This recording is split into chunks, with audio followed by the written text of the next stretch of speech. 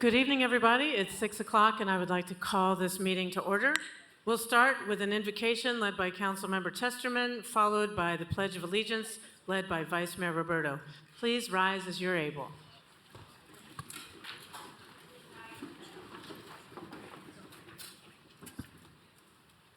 We gather here today intent on doing good work. We seek to represent fairly and well those who have given us this task. May our efforts be blessed with insight, guided by understanding and wisdom. We seek to serve with respect for all. May our personal faiths give us strength to act honestly, and as servant leaders remind us that all we do here today, all that we accomplish, is for the service of our community. May we act in a spirit of goodwill to fulfill the needs of others. Please join us for the pledge. I pledge allegiance To the flag of the United States of America, to the republic for which it stands, one nation, under God, indivisible, with liberty and justice for all. Mr. Johnson, would you please call roll? Councilwoman Fugit. Councilwoman McKenzie. Here. Councilwoman Parker. Here. Councilwoman Ryder. Vice Mayor Roberto. Here. Councilwoman Singh. Here. Councilman Smith. Here. Councilwoman Testerman. Here. And Councilman Thomas. Here. 8 members present. Okay, thank you. Is there a motion on the minutes from May 16th? Move to approve. Motion made to approve and seconded. Any questions or discussion? Seeing none, all those in favor, please say aye. Aye. Any opposed? Motion carries. For tonight's agenda, are there any items to be withdrawn? Are there any items to be postponed? Are there any items requested to be added by motion? Is there a motion on the consent items? Move to approve. Motion made to approve the consent items. Any questions or discussion? All those in favor, please say aye. Aye. Any opposed? Motion carries. Okay.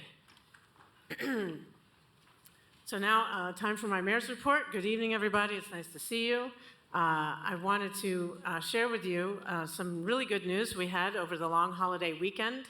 Early Saturday morning, the Knoxville Fire Department had its first ever baby box alert at Station 17. The crew immediately went to the box and found a healthy baby boy inside. The child was transported to the hospital and is in good condition tonight. The baby box was installed in February, and it is the first in Tennessee. At the time of installation, we said if just one life was saved from this box, it would be worth it. And I can tell you, when I got the phone call about this, it was a relief to know this resource was in our city and likely saved this baby's life. So again, the baby box is designed to be an anonymous surrender for any parent who needs a place to turn in a time of crisis. So thank you to our firefighters, and Chief Cheeseman is here with us this evening. Thank you to the firefighters who've trained to use this baby box and who acted quickly this weekend. It's a round of applause for our firefighters who saved a baby's life.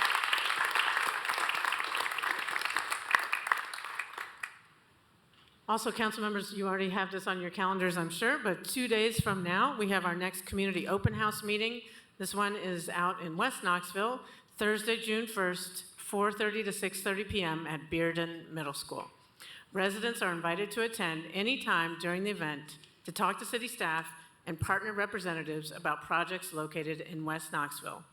Some of those projects include improvements on Pleasant Ridge Road, KUB fiber internet, Kingston Pike complete connections, Lakeshore Park and West Hills Park, neighborhood traffic calming, and more.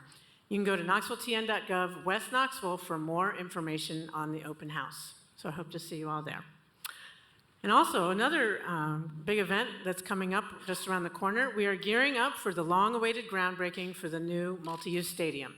This brief ceremony is slated for 9 o'clock in the morning, June 13th, at 400 East Jackson Avenue. We hope to see you all there. And before we move on, I want to say a big thank you to Jeff Welch. Jeff, this is I believe, your last council meeting as director of the Knox County Planning Department. Jeff, you graciously stepped into this role after 35 years with planning, and in addition to the 35 years in various roles as executive director of TPO and then stepping into executive director of the whole department, you've done tremendous work and you have my respect and the respect of your peers across the community. So please join me in thanking Jeff Welch for his service.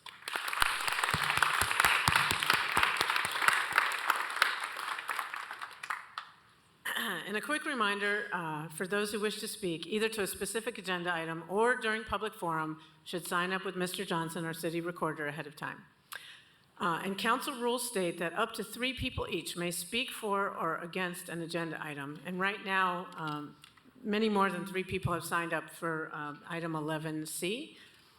So I would ask the various people who signed up to consider huddling in the back of the room and confirm which 3 speakers you would like to prioritize on this topic before we get to that item. And other rules to follow in public forum and other times you're speaking at the podium, please do not use profanity. And when speaking to specific agenda items, please remember to stay on topic. Those who fail to adhere to these rules may be ruled out of order and asked to step away from the podium. For those who are listening, please note that you may not disrupt a public meeting from the audience. Those who do may be asked to leave. Thank you in advance for everyone's respect for these rules, and that concludes my mayor's report. Are there any reports from council members or committees?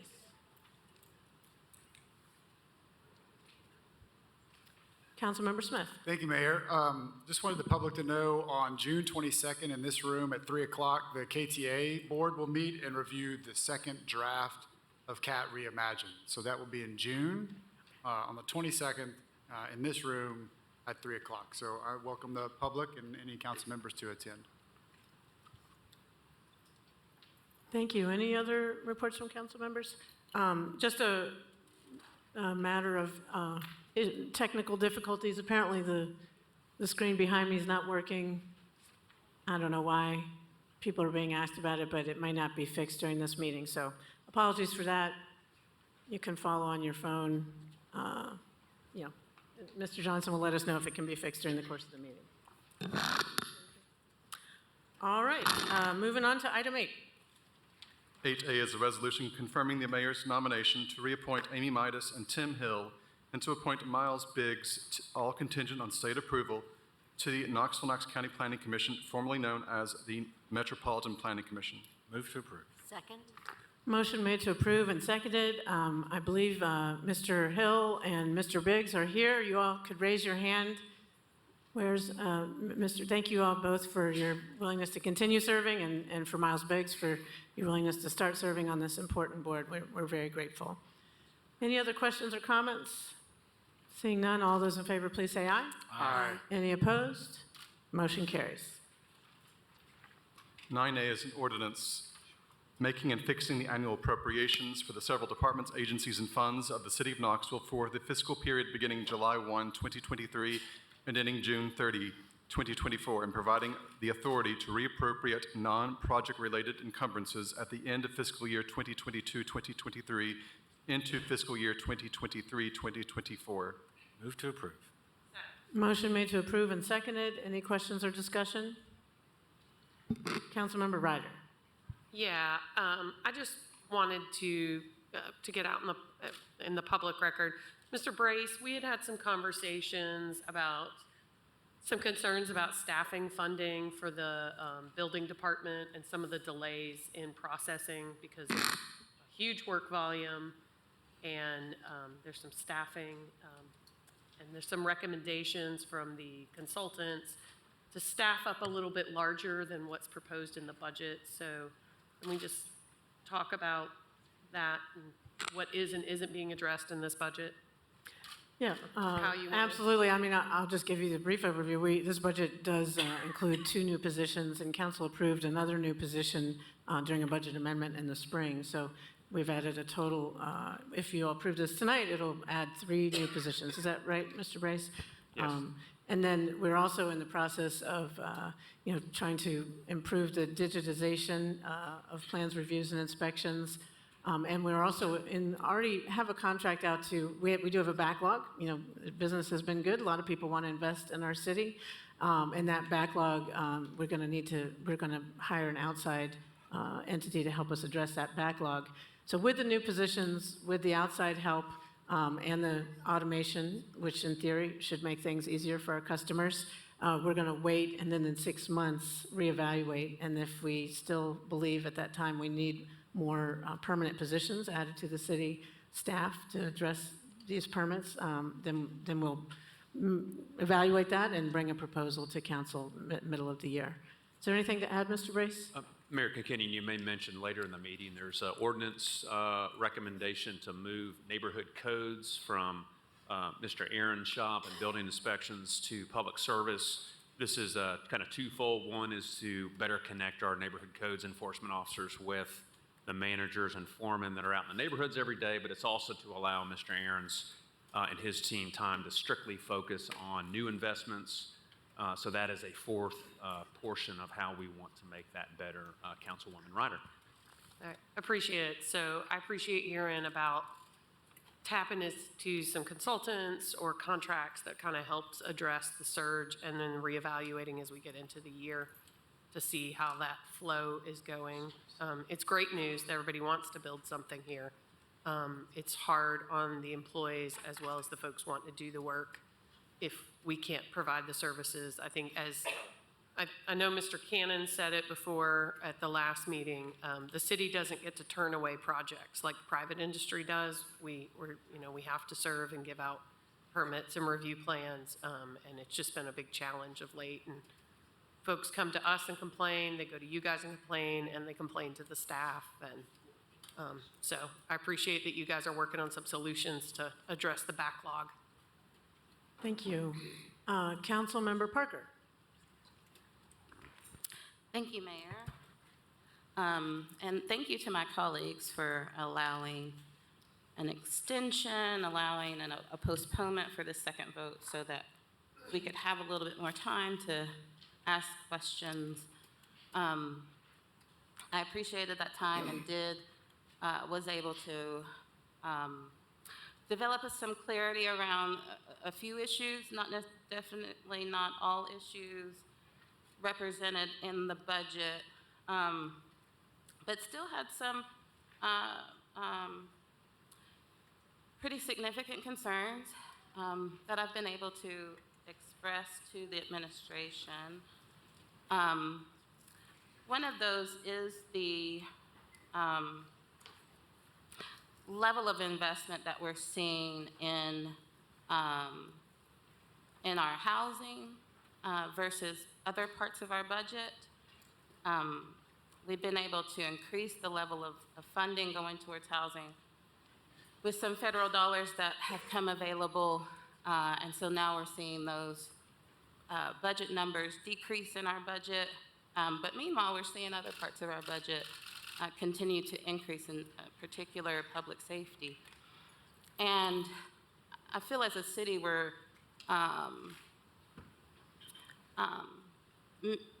missing an opportunity to address some root causes in our community that could actually take the load off of our public safety officials. And that's where I would like to see more investment.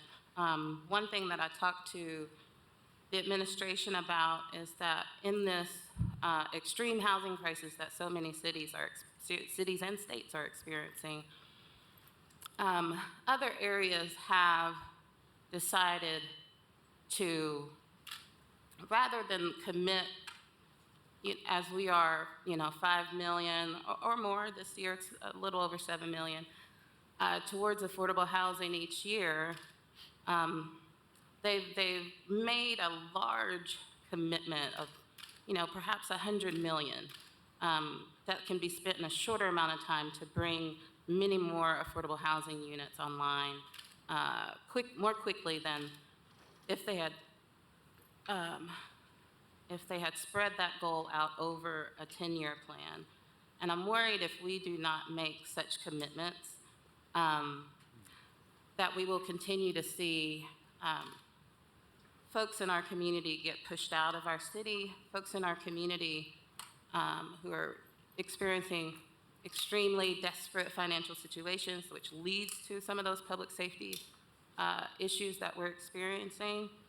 Other cities have been able to invest those dollars through municipal bonds, which is how we pay for our public facilities. These are things that we are able to budget for over time and spend down over time. It's the, I think one of the lowest interest rates you can get for these types of projects. So that's what I would like to see moving forward, is that we are not settling on a plan for affordable housing that was acceptable a few years ago, but that we're responding to the immediacy, the urgency of this moment. So I would like to see that increased in our budget. I'm concerned about our commitment to Title VI and to preventing discrimination in our community. We have this new report that was just shared with us from the Knoxville Area Association of Realtors, and one thing that struck me when I was thumbing through that report was the level of discrimination racial minorities, particularly Black members of our community, are experiencing in the housing market, and our obligation as a city to address when members of our community are struggling to access housing. There are other parts of the budget that I have concerns with, and I'm hoping to make, a proposal. I'm not going to make a proposal tonight. I'm not going to propose a budget amendment tonight.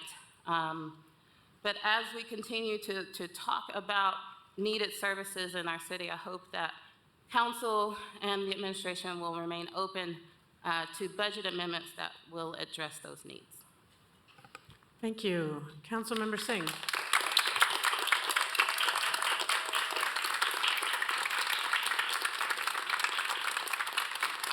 Thank you, Mayor. I want to comment on, thank you, Councilwoman Ryder, for your comments. That I have a question about, you said staffing was increased by 2 positions? Yes. What was requested? Mr. believe Brace, can you 6 tell me off the... Positions were requested. I'd have to look at the exact number. It ranged between 7 and 12. Some of those, it was the matrix report and how we actually looked at some other resources in the city and planning. But the number was around 7. And again, we added 1 in a budget amendment. We've got 2 in this budget. And I think what, the mayor had discussed previously was we could add 20 right now, but by the time those individuals get on board, get trained and up to speed, it doesn't help our backlog. So what we have in the interim is a contract right now, a small contract with Keenan & Cannon to help with those reviews. We will be bringing City Council a larger contract to go ahead and try to get the backlog worked through, get these individuals hired, trained, and then we'll reevaluate and see where we are at.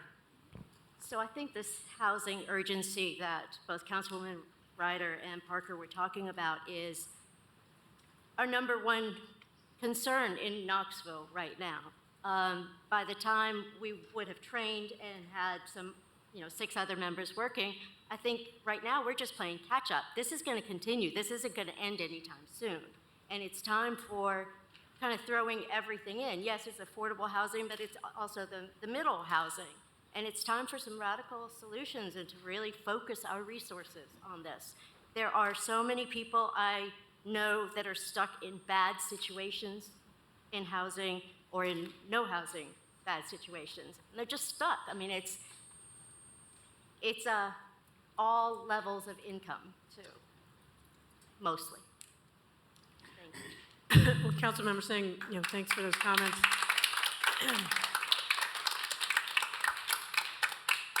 I would just say, yes, I recognize that we are in a housing crisis.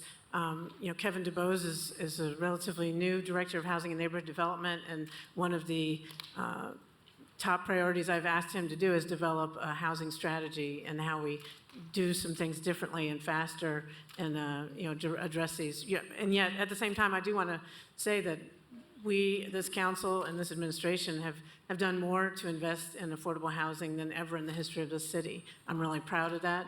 I think we're going to see some things opening soon.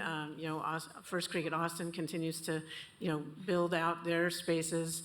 Transforming Western, is moving apace. So we're not doing nothing by a long shot. We're doing a lot, but I don't disagree. And when Mayor, Mr. DeBoer, I think we're doing good things, Yeah. but this is a crisis situation when in all of the country, we're one of the worst markets. We're doing one of the worst in the whole country. So, I was trying to figure out, well, what is our responsibility? What did the city, if the city government has a role in this, where did we fall down in this disaster? yeah, well, I'd say a lot of it is the market, I agree. Yeah, That but, is a big factor. This is a free market, and Yeah. we cannot control that. But, yeah, I'm just very concerned what our part is and what we can do differently. Yeah. Thank you. Vice Mayor Roberto. Thank you, Mayor. I just want to say that I agree with what my colleagues have been talking about. This is kind of an extension of conversation that we had in our legislative budget hearings that really is dealing with affordability. And what you're hearing is the effects of supply and demand. If I remember correctly, I think Plans Review had two positions that they were asking to be filled that hadn't been. And I'm very encouraged to hear about the looking at the backlog, because obviously we need to deal with that. I think we also need to look at whether or not we need a budget amendment to add those two additional folks with Plans Review. I think what was being said is that we do a really good job with public-private partnerships to encourage housing, and we need to continue to do that. But there's a limit to how much we can actually accomplish there. The bigger piece of this is encouraging the private sector to do this, and because we just can't do enough supply ourselves on our own. So we need to address that by dealing with the backlog and then decreasing the time that people are dealing with permits, and then using some of our tools to encourage mixed use along the corridors where we have a lot of access to transportation and other amenities that we can then use to continue to build the housing that we really desperately need. So I just want to say I agree with what all of you are saying. We are doing some good things, and we need to do some more as well. And I know the mayor is committed to doing that, and I am too. So thank you. Thank you. Any other questions or discussion? Seeing none, all those in favor, please say aye. Aye. Any opposed? No. Motion carries. 9B is an ordinance to levy a tax on all taxable properties, real, personal, and mixed, within the corporate limits of the City of Knoxville to provide sufficient revenues to fund the general fund and debt service fund operations and debt service obligations of the City of Knoxville for the fiscal period beginning July 1, 2023 and ending June 30, 2024. Move to approve. Motion made to approve and seconded. Any questions or discussion? Councilmember Smith. Thank you, Mayor. I had some questions around the number of vacancies we have. I think, Ms. Gill, we traded some emails back and forth. Mr. Evans, thank you for spending time for me to help me understand this. It's my understanding that if we have any vacancies at the end of the year, the compensation for those vacancies rolls into the unassigned fund balance at the end of the year. Is that correct? Boyce Evans, CFO for the City of Knoxville. That's correct. If you got, it's commonly called hire lag vacancies, because we budget for spaces, not faces. If you have that, by the time overtime is applied against it and any other shortfalls that you might have had, anything that is extra goes into unassigned fund balance. Right. That is correct. And anything that's extra within that budget rolls into those applicable departments. Is that right? Before the unassigned fund balance? Yes, unassigned fund balance is the last place Right. the money goes. Okay. And I just want to call out that I think that's about $4.3 million based on what I was given. And I just want to highlight that, I'll support this budget. I plan on supporting this as well. I do realize we raise taxes, property taxes. We still have very low property taxes, but we raise those. And in an effort to avoid doing that for as long as we can, there is some savings here. And so we've chosen collectively to put that in the budget for next year and not to save those dollars. I just want to make sure that we don't touch any of the unassigned fund balance when we have some of that discretionary funding. So that $4.3 million that was left over from the vacancy savings, we're choosing to disperse that to the individual departments applicably. So I want to make sure that we don't touch the unassigned fund balance. But I don't think that's an accurate description of, Mr. Boyd, Mr. Evans. Yes, ma'am. Okay, let's take a look at it here. We did this at a point in time, I think it was on the 8th of May, 8th of this month, and we had, for the vacancies that existed at that time, and those go up and down daily, because people are always being hired, people are always leaving, okay? But it was around 9.867 million, okay? Well, the projected overtime, annualized overtime, in excess of the budget for the entirety of the FY would be 5.2 million. So you track 9.867, 5.213, and then you got to take out the delta from the projected, in other words, revenues less expenses, and that's about 3.915 million due to higher than normal operating costs due to inflation. And you're left with around 738K projected operating balance just in that area for FY23, and that does roll into unassigned fund balance. Yeah, so my only point is that vacancy savings dollars that is not spent on personnel rose into each departmental budget for whatever projects are remaining for that. So we spend that excess personnel budget at the end of the year. And so what I'm saying is, that's fine, but we shouldn't be using unassigned fund balance in any near future if that's the case, because I want to prevent having to raise taxes as long as Well, we can. we don't spend it. Anything to spend unassigned fund balance comes to you all on council. Yeah, and I'm referring to the operating budget, not the unassigned fund balance. I'm not following you. Well, that's okay, but I'm just going to want to put out there that we spend unused dollars that we do not spend on employees that are unhired. We spend that on other projects in the operating budget. And what I'm saying is we should be very careful and try to save that when possible. We're not doing it in this budget. Okay, I think that's not exactly my understanding of what it is a little different, but just wanted to point out, though, that the whole point of, raising taxes was to address shortcomings where we had a high level of vacancies in public service, high level of vacancies in finance and police and some in fire, and to a great extent, those raises have been effective in filling out our ranks. And so our department directors do not want, our chiefs and our directors want to fill their ranks, and in many cases want more people. That's right. So they're highly motivated to hire and retain good quality people. And now, because of the compensation study, that has been a huge help. So there's always some turmoil or lag in hiring, and so those savings just go back to unassigned fund balance. If they're unused for overtime, for example. But it's not like they're using money that was allocated to salary to buy furniture and computers or something like that. Anyhow, Okay? any That's other? not my understanding either, but go ahead. Okay. Your bigger point is well taken. Thank you. Any other questions or discussion?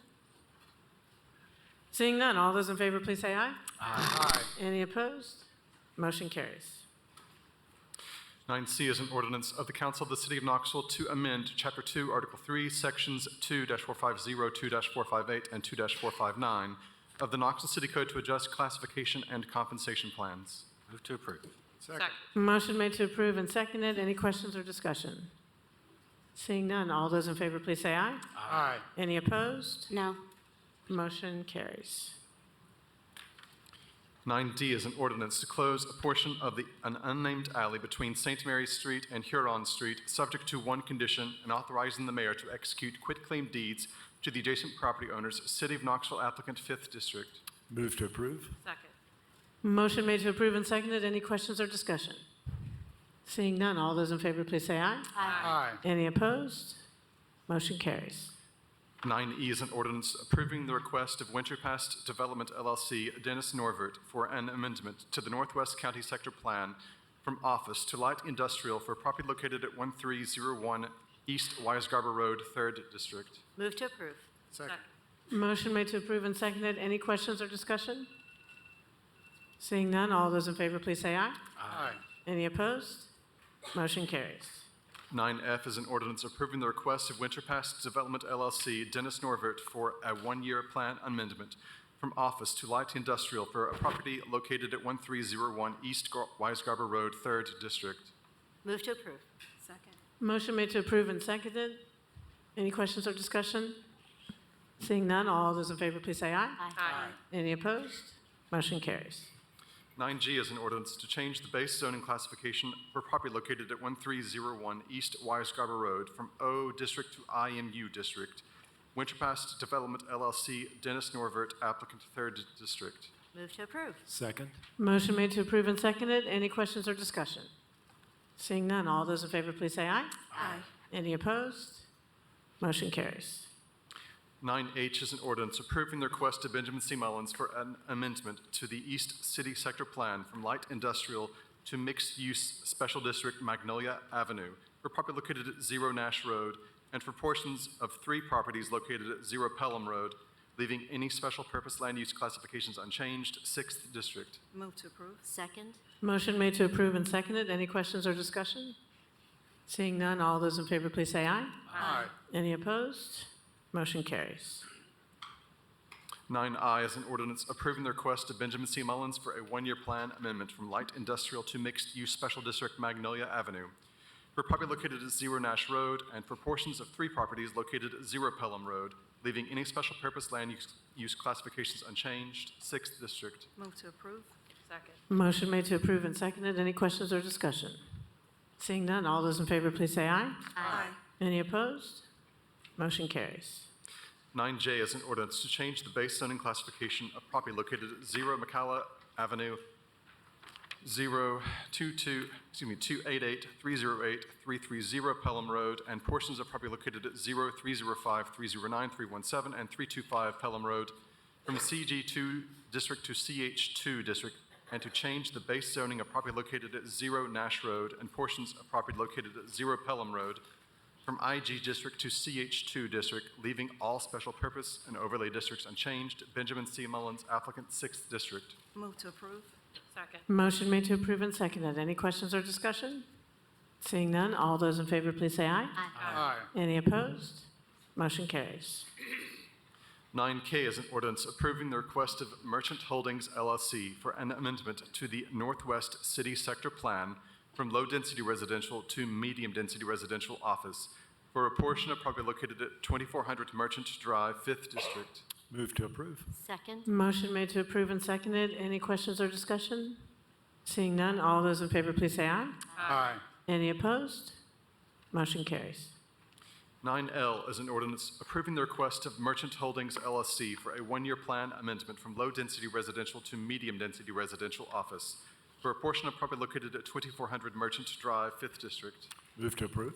Second. Motion made to approve and seconded. Any questions or discussion? Seeing none, all those in favor, please say aye. Aye. Any opposed? Motion carries. 9M is an ordinance to change the base zoning classification for a portion of property located at 2400 Merchant Drive from CN and AG districts to RN6 District. Merchant Holdings LLC, applicant, 5th District. Move to approve. Second. Motion made to approve and seconded. Any questions or discussion? Seeing none, all those in favor, please say aye. Aye. Any opposed? Motion carries. 9N is an ordinance approving the request of Taylor D. Forrester for an amendment to the South County Sector Plan from low-density residential to mixed-use special district Alcoa Highway Small Area Plan for a portion of property located at 0 Dresser Road, 1st District. Move to approve. Second. Motion made to approve and seconded. Any questions or discussion? Seeing none, all those in favor, please say aye. Aye. Any opposed? Motion carries. 9O is an ordinance to approving the request of Taylor D. Forrester for a one-year plan amendment from low-density residential to mixed-use special district Alcoa Highway Small Area Plan for a portion of property located at 0 Dresser Road, 1st District. Move to approve. Second. Motion made to approve and seconded. Any questions or discussion? Seeing none, all those in favor, please say aye. Aye. Any opposed? Motion carries. 9P is an ordinance to change the base zoning classification for a portion of property located at 0 Dresser Road from RN1 District to CG1 District. Taylor D. Forrester, applicant, First District. Move to approve. Second. Motion made to approve and seconded. Any questions or discussion? Seeing none, all those in favor, please say aye. Aye. Any opposed? Motion carries. 9Q is an ordinance approving the request of Urban Engineering Incorporated for an amendment to the Southwest County Sector Plan from medium-density residential to medium-density residential office for property located at 355 South Gallaher View Road, leaving any special purpose land use classifications unchanged. Second District. Move to approve. Second. Motion made to approve and seconded. Any questions or discussion? Seeing none, all those in favor, please say aye. Aye. Any opposed? Motion carries. 9R is an ordinance approving the request of Urban Engineering Incorporated for a one-year plan amendment from medium-density residential to medium-density residential office for property located at 355 South Gallaher View Road, leaving any special purpose land use classifications unchanged. Second District. Move to approve. Second. Motion made to approve and seconded. Any questions or discussion? Seeing none, all those in favor, please say aye. Aye. Any opposed? Motion carries. 9S is an ordinance to change the base zoning classification of property located at 355 South Gallaher View Road from OP District to RN6 District, leaving all special purpose and overlay districts unchanged. Urban Engineering Incorporated, applicant, Second District. Move to approve. Second. Motion made to approve and seconded. Any questions or discussion? Seeing none, all those in favor, please say aye. Aye. Any opposed? Motion carries. 9T is an ordinance approving the request of Chris Burkhart for an amendment to the East City Sector Plan from low-density residential to light industrial for property located at 0 Old State Road and a portion of property located at 299 Nash Road, as shown on Exhibit A, leaving any special purpose land use classifications unchanged. Sixth District. Move to approve. Second. Motion made to approve and seconded. Any questions or discussion? Just for members of the audience, these are all items on second reading, so they were examined for 2 weeks ago as well, which is why it may be fewer questions now. Seeing no further questions, all those in favor, please say aye. Aye. Any opposed? Motion carries. 9U is an ordinance approving the request of Chris Burkhart for a one-year plan and amendment from low-density residential to light industrial for property located at 0 Old State Road and a portion of property located at 299 Nash Road, as shown on Exhibit A, leaving any special purpose land use classification unchanged. Sixth District. Move to approve. Second. Motion made to approve and seconded. Any questions or discussion? Seeing none, all those in favor, please say aye. Aye. Any opposed? Motion carries. 9V is an ordinance to change the base zoning of property located at 0 Old State Road and a portion of property located at 299 Nash Road, as shown on Exhibit A, from RN1 District to IG District, leaving all special purpose and overlay districts unchanged. Chris Burkhart, applicant, Sixth District. Move to approve. Second. Motion made to approve and seconded. Any questions or discussion? Seeing none, all those in favor, please say aye. Aye. Any opposed? Motion carries. 9W is an ordinance to change the base zoning classification of property located at 0 Central Avenue Pike from AG District to RN3 District, leaving all special purpose and overlay districts unchanged. Robert Gregory, applicant, Fifth District. Move to approve. Second. Motion made to approve and seconded. Any questions or discussion? Seeing none, all those in favor, please say aye. Aye. Any opposed? Motion carries. 9X is an ordinance to change the base zoning classification of property located at 513 Cooper Street from IG District to IMU District. Jeffrey Nash, applicant, Sixth District. Move to approve. Second. Motion made to approve and seconded. Any questions or discussion? Seeing none, all those in favor, please say aye. Aye. Any opposed? Motion carries. 11A is a resolution to add the honorary name Big John Tate Corner to Lakeside Street at its northern intersection with Magnolia Avenue. Move to approve. Second. Motion made to approve and seconded. Any questions or discussion? Oh, we have someone signed up to speak to this. Okay. Mr. William Winnett. Yes, hi. Yeah, if you could please come to the podium and state your name and address for the record, and you'll have up to 5 minutes to address council. Oh, perfect. My name is William Winnett, 6315 Bright Star Way, Knoxville, Tennessee, 37912. And lived in East Tennessee my entire life, spent my formative years in East Knoxville. I'm a proud graduate of Austin East High School. And growing up here in East Tennessee, you love football, you love basketball. I loved boxing. And growing up, my mother used to tell me stories about the heavyweight champion from Knoxville, Big John Tate. And I chose photojournalism as a career. And once I realized I could use my platform to tell the stories that meant something to me, the first big project I pursued was the story of Big John Tate, his life, his career. And I learned that he grew up illiterate. He couldn't read, he couldn't write, but he could punch. And that punch led him to Knoxville, to the Golden Gloves gym in Chohawi Park. It led him to a bronze medal in the Olympics. It led him to the World Heavyweight Championship in 1979. The fight was in South Africa during apartheid, during segregation. And his fight, his heavyweight championship fight, was held in a stadium that was desegregated for the first time for that fight. 80,000 people came to see Big John Tate win the heavyweight championship, and he brought it back to Knoxville.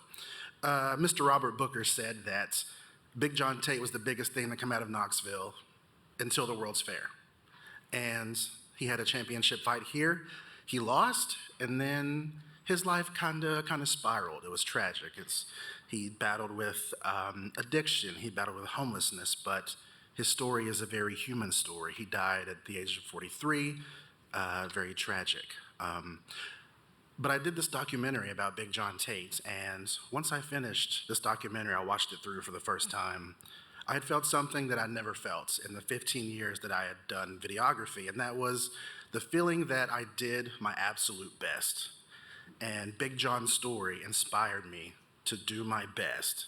And I know with this street renaming, his name can inspire others in the community to do their best as well. Thank you. Thank you, Mr. Burnett.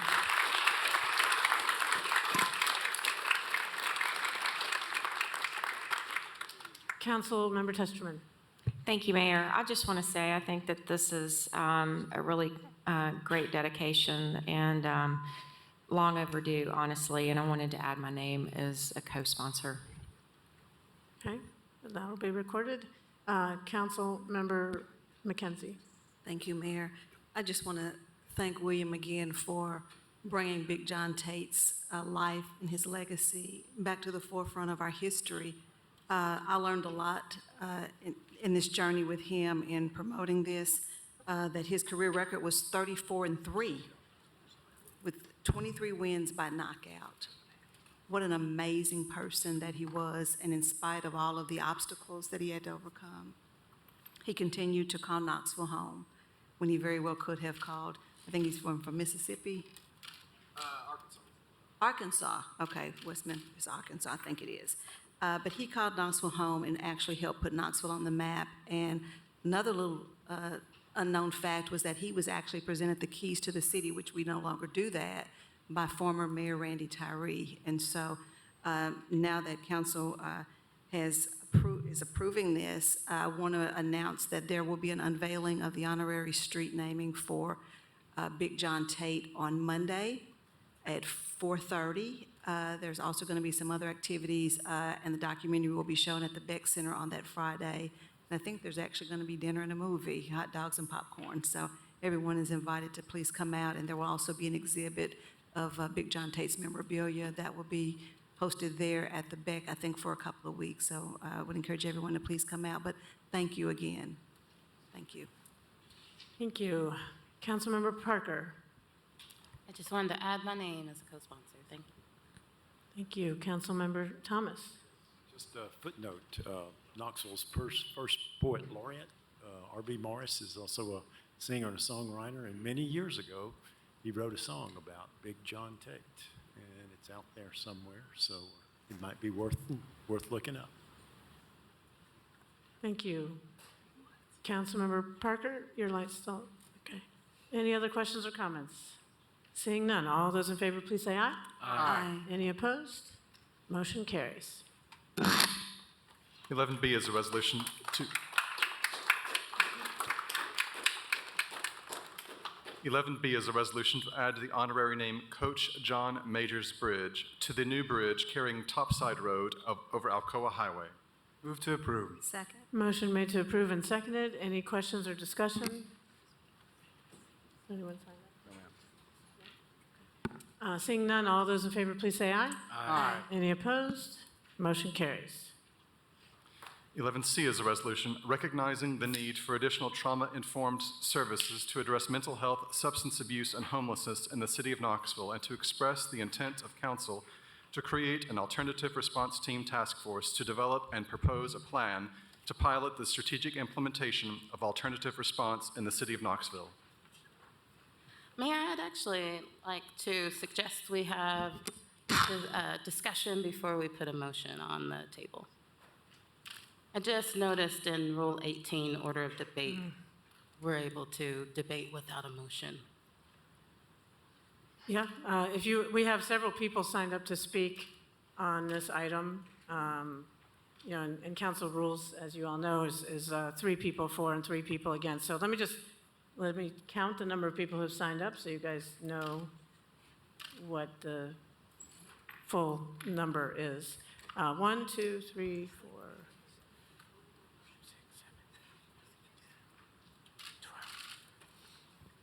13 people have signed up to speak on this. So,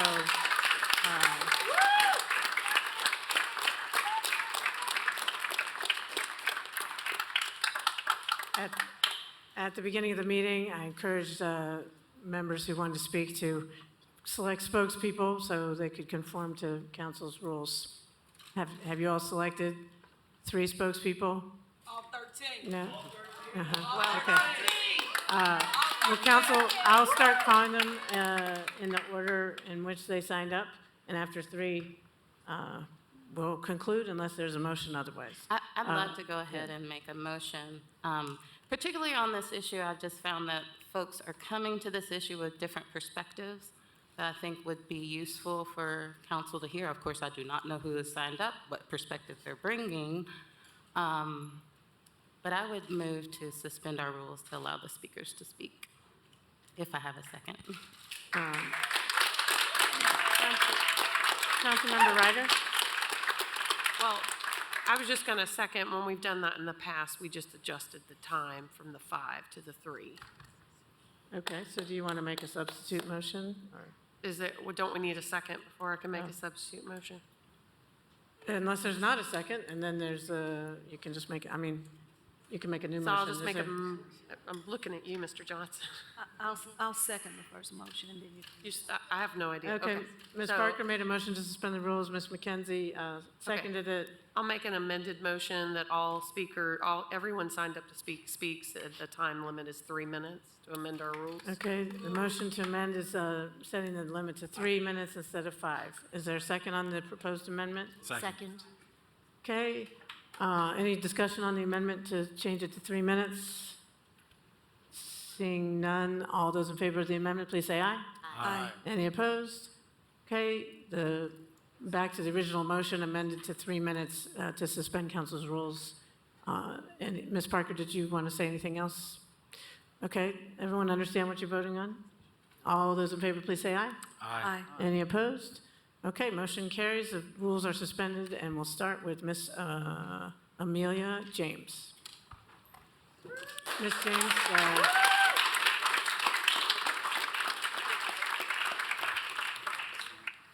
Yeah.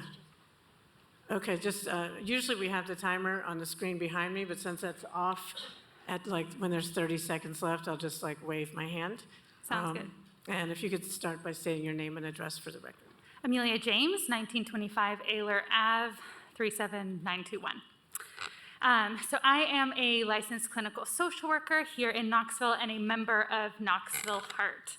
So Knoxville Heart has been bringing up this idea of having an alternative response team, which are teams that pair a medic and behavioral health professional to respond to certain 911 calls in Knoxville for the past 3 years. What we've consistently heard from you all is that many of you support alternative response. You understand that the people in our city have a lot of mental health, substance use, and housing and houselessness concerns that are going unaddressed. You understand that police are overburdened when they are required to respond to calls that they don't have the proper support or training to handle. You understand that police presence can escalate someone who is already in crisis.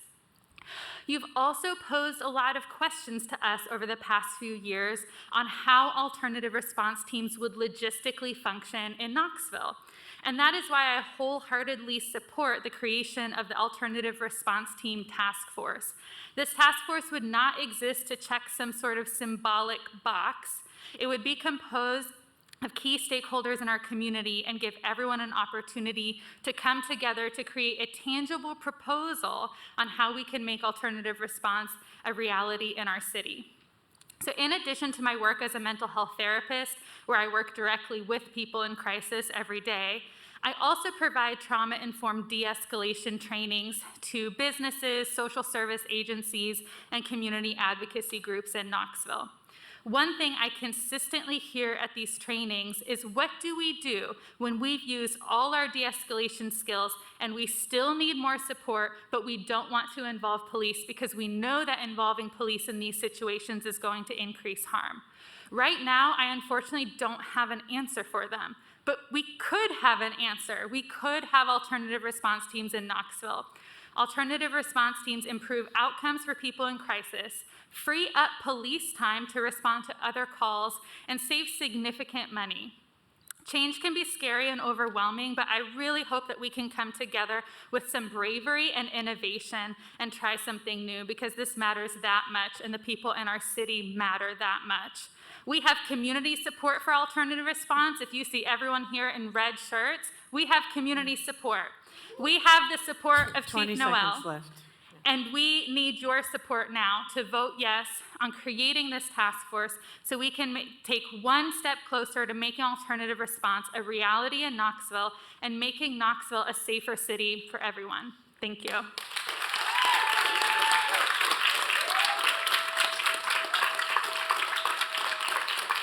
Next person signed up to speak on this item is Alex Riffwald.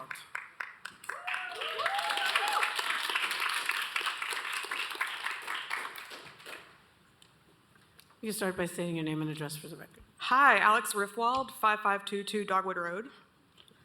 Good evening. My name is Alex Riffwald, and I'm part of Knoxville Heart. We've been working on this project for 3 years now. We've met with city council members, community members, neighborhood groups, the press, the mayor's administration, politicians, KPD, Chief Noel, and nonprofits in our city. We've made many connections with aligned organizations in Knoxville. Just look at this crowd. We're blown away by the support Knoxville has shown us. We've consulted with other alternative response teams about their programs, and we're in communication with activist groups across the state who, just like us, are excited about finding new ways to make our community safer. We have put in the work, and I'm really proud of us. Just a gentle reminder, y'all know about alternative response because of Knoxville Heart. We were the ones standing in front of City Council advocating for non-police response when co-response was being rolled out. Alongside our supporters, we're the ones getting this idea out into the community and making sure this conversation continues. We even coined the term alternative response teams. If you don't believe us, just Google it. Our website is the first hit on Google. So every time you use that phrase, don't forget it's because of our commitment and advocacy to this model. There's no alternative response without Knoxville Heart, and we must be included in the creation of this program. Of course, we did not invent this concept. We must acknowledge that we are here because of the incredible work of Black organizers and Black-led groups, both in this city and nationally, who are innovators in community-led safety. Lisa Edwards' death showed many white people in Knoxville for the first time that they are not immune to being harmed by policing. In the words of Fannie Lou Hamer, nobody is free until everybody is free. It feels like at this point in our journey, we all understand the importance of alternative response, we just don't know how to get there. Knoxville Heart supports a task force as a powerful first step towards our city creating an alternative response team. What we've heard from the city is there aren't resources or administrative capacity to build this program, so we're happy to do it for them. But the problem is that it's really difficult to explore potential partnerships in the community when you don't have city support or funding. A task force is a great opportunity to bring community stakeholders, experts, and impacted individuals to the table to explore how we implement this program. One thing we've learned in our research and communication with folks across the country is that public trust is vital to a successful alternative response program. We just talked to an activist last weekend who said Nashville's new model is already having trust issues because of how little transparency there was in the implementation. We cannot repeat that. A task force brings the process out of the shadows and into the sun, where we can continue our work building community support and buy-in for a program that will save lives. It won't be another useless task force. Just look at the dedication in this building right now. Please vote yes on 11C. Thank you.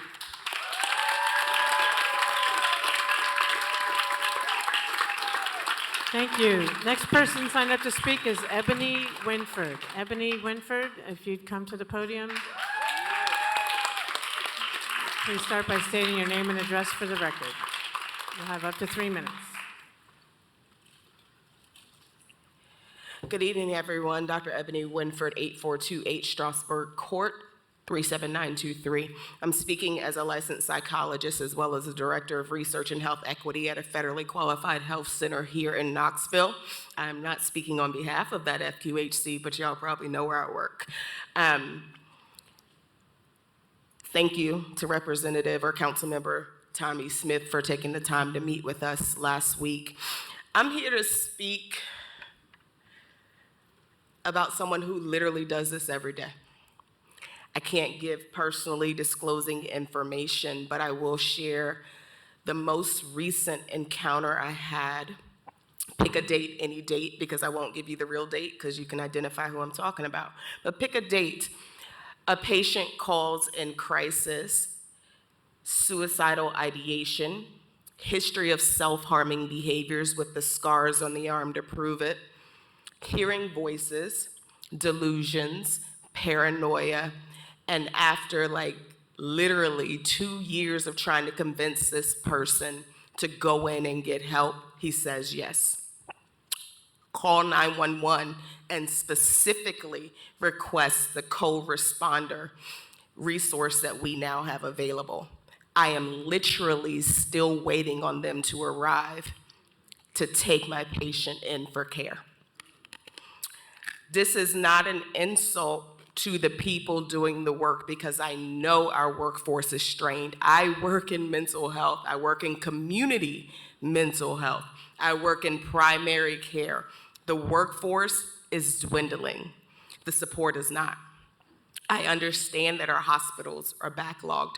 I understand that our police officers are being asked to do roles and fulfill functions for which they have very limited training. People like me have training.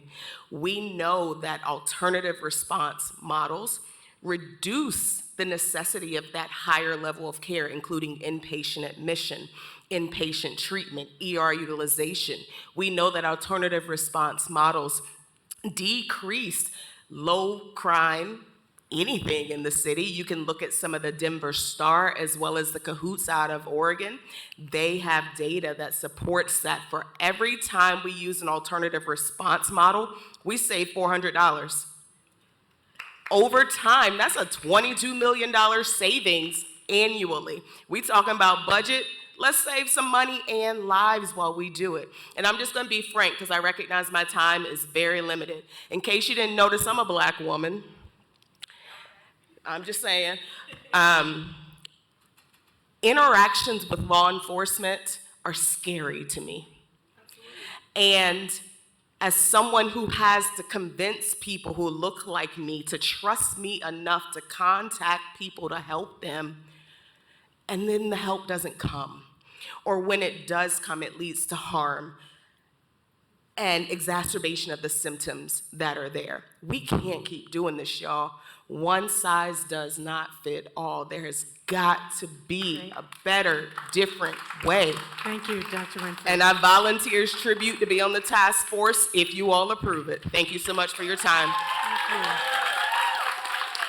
Thank you. Next person signed up to speak is Tina Sparks.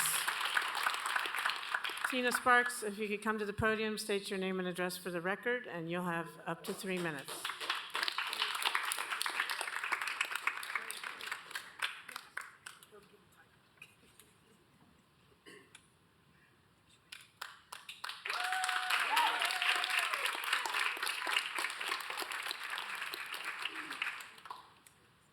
So my name is Tina Sparks. I used to live in Vestal. I now live in North Knoxville, 37917. I am not an expert at anything. I do not have the training that the friends who spoke before me or the friends who will speak after me have. I don't know that a lot of you have that training. So I'm asking, so that's why I'm asking, we need to listen to these folks who have the training.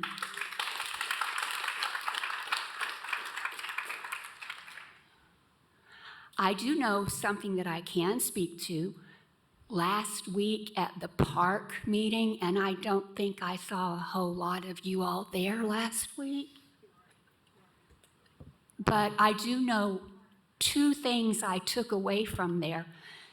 Chief Noel is not here, or I would be looking right at him, making eye contact with him. Eye contact is very important when you are talking to people. I taught my kindergartners 29 years to do that. It's just good manners. Thank you. Chief Noel said two things. I wrote it down, I put it in my phone, but now I can't find it, so here it is. Two things. It is not, and I'm pretty sure I'm quoting him, feasible to have two officers in the transport wagon, the vehicle, whatever, taking friends who are in crisis to the detention center. It is not feasible. That's a real important word when you're talking about budgeting. What would make that feasible? What can you do? What can you do to make that a thing? I asked Chief Noel, what if that transport driver has a wreck on the way to the detention center? They only are allowed 2 hours to get that person to the detention center. What happens after that 2 hours is up? 30 seconds left. The other thing that he said, and he asked in a very, and some of you who were there in the audience, you know this, he asked for donations to the police department for those things that, those machines, help me out, friends, those defibrillators, because they're expensive and the police department, the city of Knoxville, cannot afford to have those machines. Ms. Sparks, that concludes your 3 minutes. I thank you for your time, and I thank you for voting, please, for Resolution 11C. Thank you. Next person signed up to speak is Charlie Brinkley. Charlie Brinkley, if you could come to the podium, state your name and address for the record, and you'll have up to 3 minutes. Is Mr. Brinkley here? Anyone see Mr. Brinkley? All right, we'll move on to the next person, Kent Minot. Mr. Minot?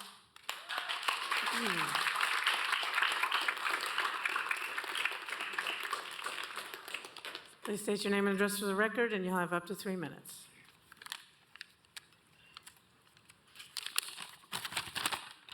Yeah, thanks. I'm Kent Minot. I live at 311 West Glenwood Avenue, Knoxville, 37917. Good evening, Mayor and council members. I'm commenting in support of Alternative Response Team Task Force. It would be tasked with developing a pilot program to implement Alternative Response Team in Knoxville. Alternative Response is actually pro-police. Cahoots, an alternative response program in Eugene, Oregon, responds to 17% of Eugene Police Department's overall calls. Albany Law School found the city saved an average of $400 each time that Cahoots was dispatched instead of police, resulting in estimated annual savings of over $22 million. It's a small city, not bad, huh? The key point here is that the Eugene Police Department likes the program, reducing the number of instances in which police are called to assist Eugene's unhoused population, reduces the number of calls for which their skill set is a poor match. Crisis workers are able to successfully and safely respond to nonviolent calls. Our police department is currently understaffed. Alternative response would allow existing staff to cover more of the calls for which police are properly suited. On October 2020, LA's City Council voted unanimously to develop a cahoots-like program of unarmed crisis responders. I think our own police chief says that it is possible here. A Stanford University study found that Denver's alternative response program resulted in a 34% drop in low-level crimes. Let's make Knoxville safer and freer from crime and kinder. Thank you for your kind attention. Thank you. The next person signed up to speak is Sam Armbruster. Mr. Armbruster, if you could come to the podium, state your name and address for the record, and you'll have up to 3 minutes.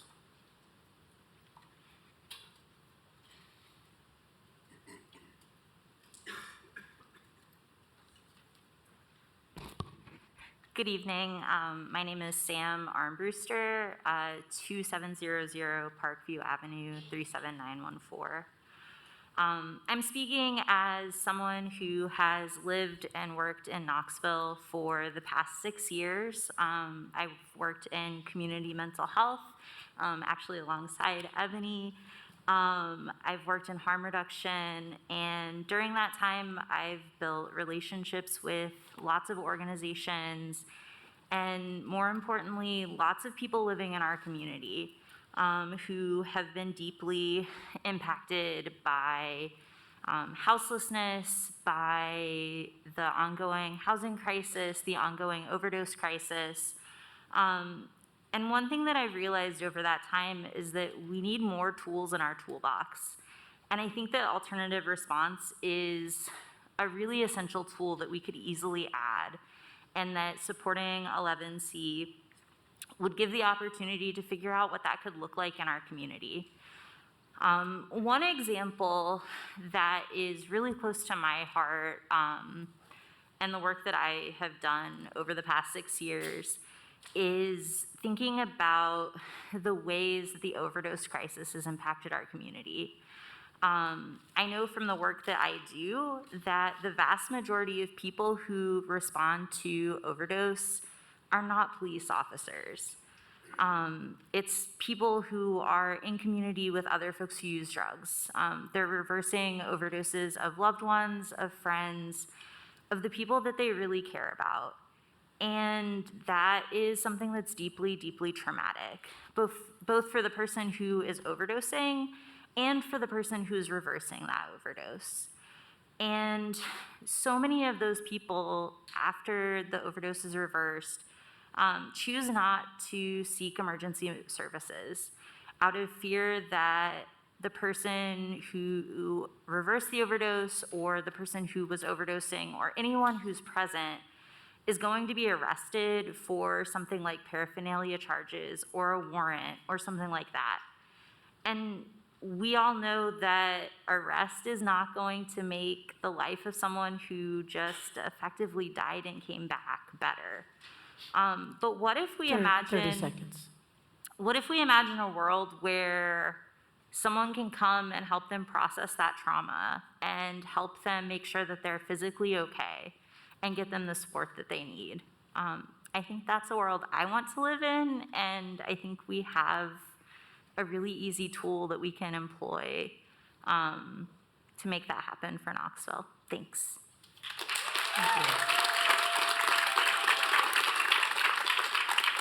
Next person signed up to speak is Elizabeth Johnson. If you could start by stating your name and address for the record, you'll have up to 3 minutes. Hi, good evening. My name is Elizabeth Johnson. I live at 1330 Granger Avenue in Knoxville, 37917. And I, like others, am here tonight to express my support for Resolution 11C and to urge you to allocate funding to an alternative response team task force. Alternative response teams safely and effectively redirect vulnerable individuals away from the criminal legal system and towards the social services that they need. Alternative response teams can help prevent escalation, improve outcomes for individuals experiencing mental health crises, contribute to more equitable outcomes for people of color and others that are disproportionately impacted by the criminal legal system, and save cities money. Alternative response teams also reduce the burden, as others have noted, on law enforcement and traditional first responders. As Chief Noel recently noted on a panel at UT College of Law, most of the calls that KPD responds to are not violent crimes and sometimes aren't even crimes at all. So when alternative response teams can, so in some of these situations, alternative response teams can be dispatched instead. So when a parent is struggling with their child and desperate for help, or a daughter is worried about a parent's mental health, or a grandparent is concerned about a grandchild overdosing, or a resident is worried about the safety of a person who's pacing up and down their street and is very obviously experiencing a mental health crisis, a trained behavioral specialist and medical professional, rather than a law enforcement officer, can respond. As you continue to deliberate tonight, I hope that each of you will think about what you would want if you or a family member or a friend or a neighbor were experiencing an acute mental health or substance use crisis. Who would you call? Who would you want to respond? And what would you need in that moment of crisis? I know what I've wanted when I've been in some of the situations that I've just described. And as a researcher who's been studying how contact with the criminal legal system affects children and families for more than 2 decades, I also know what the data say. It's time for us to expand how we think about safety and how we respond to people in crisis in our city. 30 seconds. Providing funding for an alternative response team task force is an essential first step, and I hope that you vote to approve Resolution 11C. It's a safety issue, it's an equity issue, and it's an economic issue. Thank you.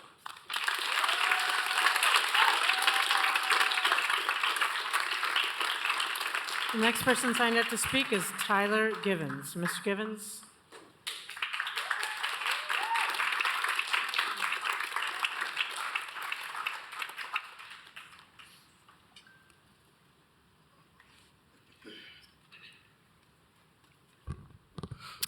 Hi, my name is Tyler Givens. I live in North Knoxville.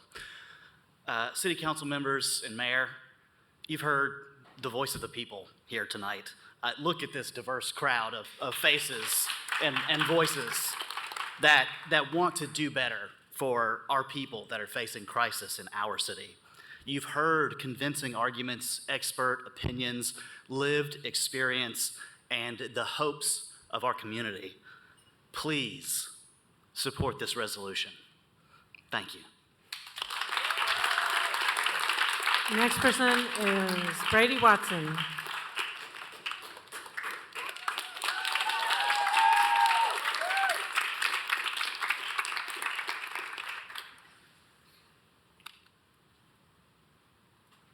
Hello, Brady Watson. I live in North Knoxville. I too, I'm no expert. I don't have a whole lot else to add. I will say I think the folks you need for this task force are in this room. You have a lot of brilliant, really experienced people here. I don't believe the resolution actually names who will be on the task force, but again, I encourage you to look for the folks in this room. You have the data. They know the data. They know how this can happen. I think what I really want to stress is that hopefully when you pass this resolution and create this task force, and once 8 months is up and they have a recommendation to implement a pilot program, you actually do it. We know we need this. People are suffering because we don't have this model. It's worked elsewhere. It can work here. So again, I just encourage you to pass this resolution, and 8 months down the road to actually implement what the team develops. We know it can work. We know we need it. KPD has said we could do it. One of the officers from the Lisa Edwards case said some things I didn't agree with, but he did say that he never should have been there, and I agree with that. And so, again, please vote for this, and please make this happen. Thank you. Next person signed up to speak is Hassan Atachan. You have up to 3 minutes. My name is Hassan. I'm a lifelong South Knoxvillian. As we face unprecedented challenges, increasing overdoses, houselessness, displacement, addiction, mental illness, suicides, death by gun violence, and the confluence of these factors at once, our people deserve policies, programs, and funds that reflect the needs of our communities and that show us that you take our losses, our pain, our trauma, our lives, and death seriously. I, along with several community orgs that together represent thousands of Knoxvillians, ask for the establishment and funding of an alternative response team here in Knoxville as our biggest priority. Funding an alternative response team has for years been a community priority. After Ant was killed by KPD in his high school bathroom with no attempt to de-escalate, to talk to him, to listen to him, to love him, to call his mama, to support him, we asked if we would have to witness another preventable tragedy before our city was willing to act. With the preventable death of Lisa Edwards, we've now experienced the loss so many of us warned our city about. At the hands of KPD, we've yet again lost someone who would still be with us had an alternative response team existed and responded with love and compassion to Miss Lisa's pleas for help before she was taken from her family and community. Not only would funding an alternative response team prevent unnecessary death and minimize at-risk communities' contact with the legal system, but it would also ensure that KPD is not forced to engage with people who just need support and that they acknowledge they are not trained or equipped to support. There is no question that an alternative response team should be established and funded in this year's budget. As we experience a housing crisis, a pandemic, inflation, increasing desperation, addiction, and mental illness, there's a dire need for the compassion and care we have seen shown by alternative response teams that have been established across this country. Houseless people and mentally ill people deserve bodily autonomy, and forcibly displacing and incarcerating the poorest and most neglected members of our community is a tragic injustice that has shocked many of us in Knoxville these past years. Our people, poor people, deserve support, love, and compassionate responses rather than additional trauma and harm. Rather than rounding up and displacing and incarcerating our city's most vulnerable members, those who suffer from severe mental illness, substance abuse disorders, and chronic poverty, we must invest in supporting our houseless community and people suffering from these hardships to make sure that poverty does not continue to be a death sentence or cause for incarceration for people who have long been abandoned by our leaders. 1 out of every 3 houseless men in this country is a veteran. 22 veterans commit suicide every day. 30 seconds. Most of whom are traumatized and suffering from PTSD and other mental illnesses. My dear friend and South Knoxvillian Josh Evans is among those veterans, lost to suicide in a jail cell after a violent arrest during crisis, a mental health crisis. I think often about how he would still be with us if an alternative response team had responded to his crisis with compassion and care, rather than violently arresting him, jailing him, and ignoring him in his desperation until they found his lifeless body in that jail cell. To our elected leaders, if it were your babies, your elders, your families, your mothers who were preventably killed, lost, humiliated, mocked, as they breathe their final breaths. That's been 3 minutes. How far would you go to make sure that policies were put in place to make sure that such loss did not happen again?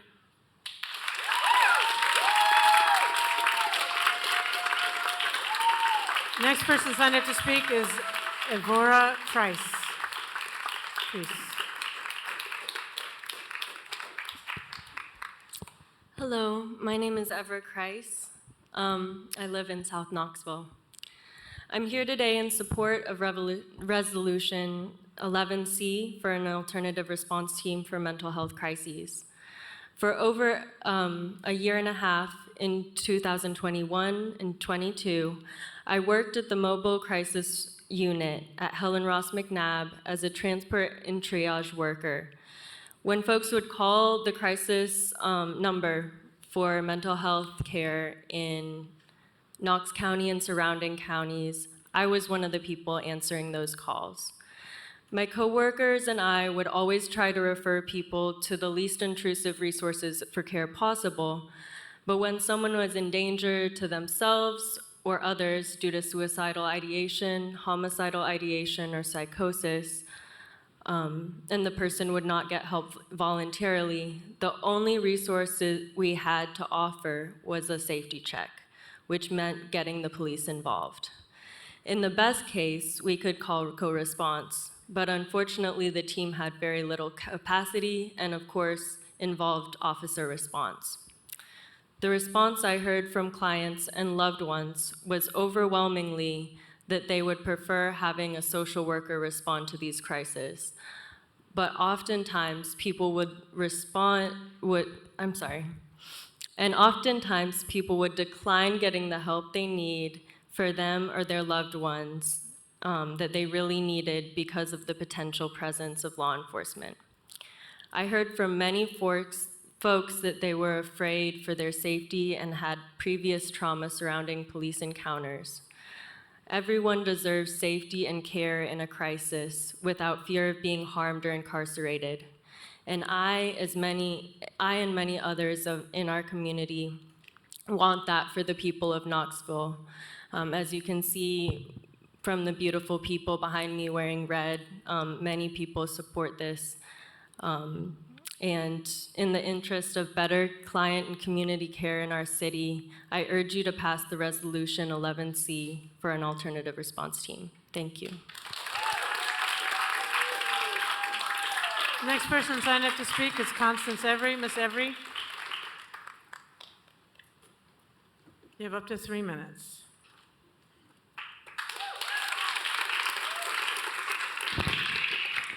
Constance Every, Knoxville, Tennessee, 37914. Hey, Knoxville voters. So India needs to pass this resolution because she has nothing to bring to the table for her 4.5 years as the mayor of this city. Let's also keep it realistic. We have been here before. This is a second attempt to bring heart across the table after you all rejected it 3 years ago, as someone highlighted, for this watered down version called Responder Program instead. And now that that has literally blown up in your face by the data of success, or more importantly, failure rate, you are ready to now try something truly different. But give Hart the credit for their resiliency and determination. More importantly, the ability to change the key piece, which is an elected employee versus an elected official. Shout out to Amelia Parker for not letting this initiative go and still doing the due diligent work to bring it back to the table a second time around. You all have to pass this resolution because we have already highlighted before, Anthony Thompson Jr. needed this program. Lisa Edwards needed this program. Sierra McCullough needed this program. There are so many numerous others. And so we cannot continue to sit back and funnel money into our police department that we have spent more time giving militarization and surplus equipment to versus actually addressing the cultural issues within the department itself. So again, voters, if they do not give you what you need tonight, then you leverage the vote and vote India and the rest of the administration up out of here. You have the power, you have the say-so, exercise your authority, exercise your leverage, and more importantly, vote India up out of here because she continues to show who she truly is. I cannot say it enough. If you are not voting for Constance Every, then you are not serious about change. If you are not voting for Constance Every, then you're not serious about heart. If you're not voting for Constance Every, then you're not serious about the KPD Police Department and the necessary changes that must come through once for all. Again, Knoxville, we need this program. And if they don't give it to you, then you use your ultimate power as a voter and as a taxpayer, and you put these people out of office once and for all. I yield my time. Council members, that concludes the people who signed up to speak to item 11C. Councilmember Parker? Thank you, Mayor. Ms. Shipe, I have you signed up as for public forum. Okay, council, apparently. We already have. Council members, unless there's any objection, Ms. Shipe says she meant to sign up for this item, not public forum, correct? Okay, come on down.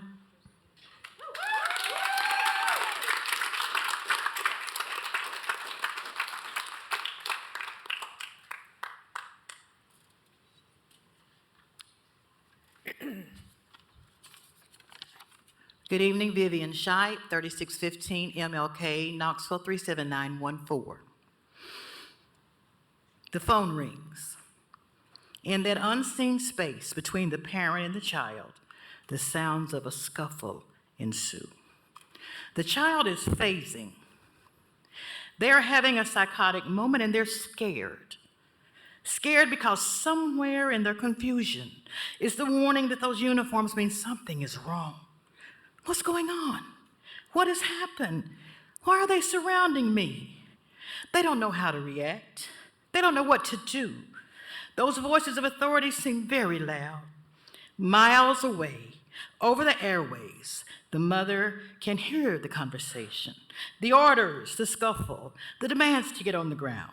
In the midst of all this, in the midst of the handcuffing, the placing in the police car, the parent hears the child say, "I'm not a bad person, officer. I'm not a bad person." Then the phone goes silent. How different this scene could have been. What if the person in that moment of crisis had first been met by two people in a van or an SUV, in polo shirts and jeans, people trained to talk down a person suffering from the disease of mental illness and able to get them to a point where they can be taken to the Behavioral Health Urgent Care Center for evaluation and stabilization, with the choice of either hospitalization or housing waiting to take them to a restorative place, not to MedPod 4 at a jail whose purpose was never meant to care for the mentally ill. Housing, that is the other missing piece. You see, we've talked about it for far too long. We must put dollars, real dollars, behind housing that provides safe spaces with wraparound services. We must deal with mental illness just like we do other diseases, for it truly is just a disease of the brain. What is being asked for tonight is doable. It is critical. It is past time. It is needed right now. There is a saying, where your money is, that's where your heart is. Where does the heart of the people of Knoxville lie? As you look around this room and read the emails that you have received, you can see it lies with the most vulnerable. It lies with the least of us. I would remind you of the words of the book you put your hand on when you were sworn into office. Matthew 25:40. The king will answer and say to them, to the extent that you did it for one of these brothers of mine, you did it for me. Tonight, approve the resolution for an alternative task force. Place it in the budget and let it become a recurring part of our yearly budget. Tonight, do it for the most vulnerable of us.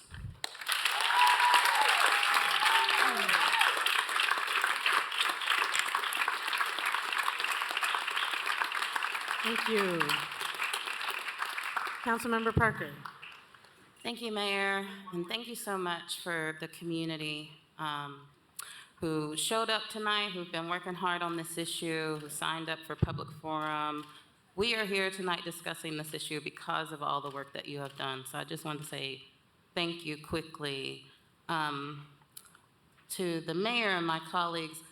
I wanted to begin today's discussion a little bit different than we had in the past, because I know members of council have been having conversations with members of the community about this topic, and I'm quite excited about where we are in that conversation. I believe there's a lot of support for this resolution, but I also believe there may be need for more time for council members to grow in their understanding of what exactly is being proposed. So I wanted to hear from council members tonight. I can start off briefly by introducing the topic and stating my reasoning for wanting to bring the resolution. I think many of y'all are aware that members of the community held a People's State of the City address recently this month to highlight some issues that they felt needed more attention from city government, more attention in our budget. And some of those issues are priorities that city council cannot move on. You know, we are not able to decouple the Title VI office and the Community Safety Office. We do not have power over those things. But the issue of alternative response is something that we could have some impact on. And through conversations with the community, it was only 20 days ago, May 10th, that the community met to formalize a proposal to move alternative response forward. And initially, the proposal was to fund and to present a resolution that fully funded an alternative response team, not just the task force, but the full team. And after conversations, it was clear that the council is not ready at this point to commit to the team to that level. But there may be a possibility for council to approve this resolution and commit to forming a task force. So if you all would be open to it, I would love to hear where everyone is at with this resolution and your suggestion of whether you're ready to vote tonight or if you need more time. That's what I propose.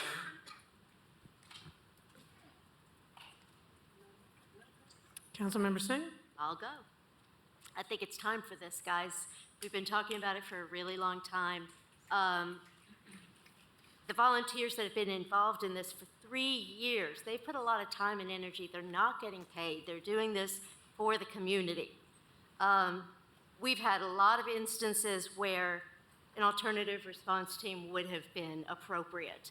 I agree with one of the speakers. This is pro-police. We ask our police to do a ridiculous amount of social work. That is not their job. I do not think we need to workshop on this anymore. I do not think we need to wait until the county and the health department and everybody else gets involved. I think this is our responsibility. This is something that all over the country is happening. It's not brand new. And I'm surprised that we have any resistance. I understand that there is not a group who has, like McNabb Center stood up to do the co-response model, and we don't have that right now for an alternative response. But we need to create that, right? We created Turn Up Knox when we were missing, when there was a gap that needed to be filled. I think the $50,000 is a very small amount to start moving forward on this. Thank you. Thank you. Councilmember Brito? Thank you, Mayor. I'm very supportive of considering this addition of alternative response to further complement our efforts that we've been doing about responding in instances where, a police response and police presence may not be necessary. So I'm very supportive of all the work that's going on. For those in the room, I know council knows this, but 2 years ago at our council retreat, council asked to have a joint mental health care workshop with our county and state partners, and we did that.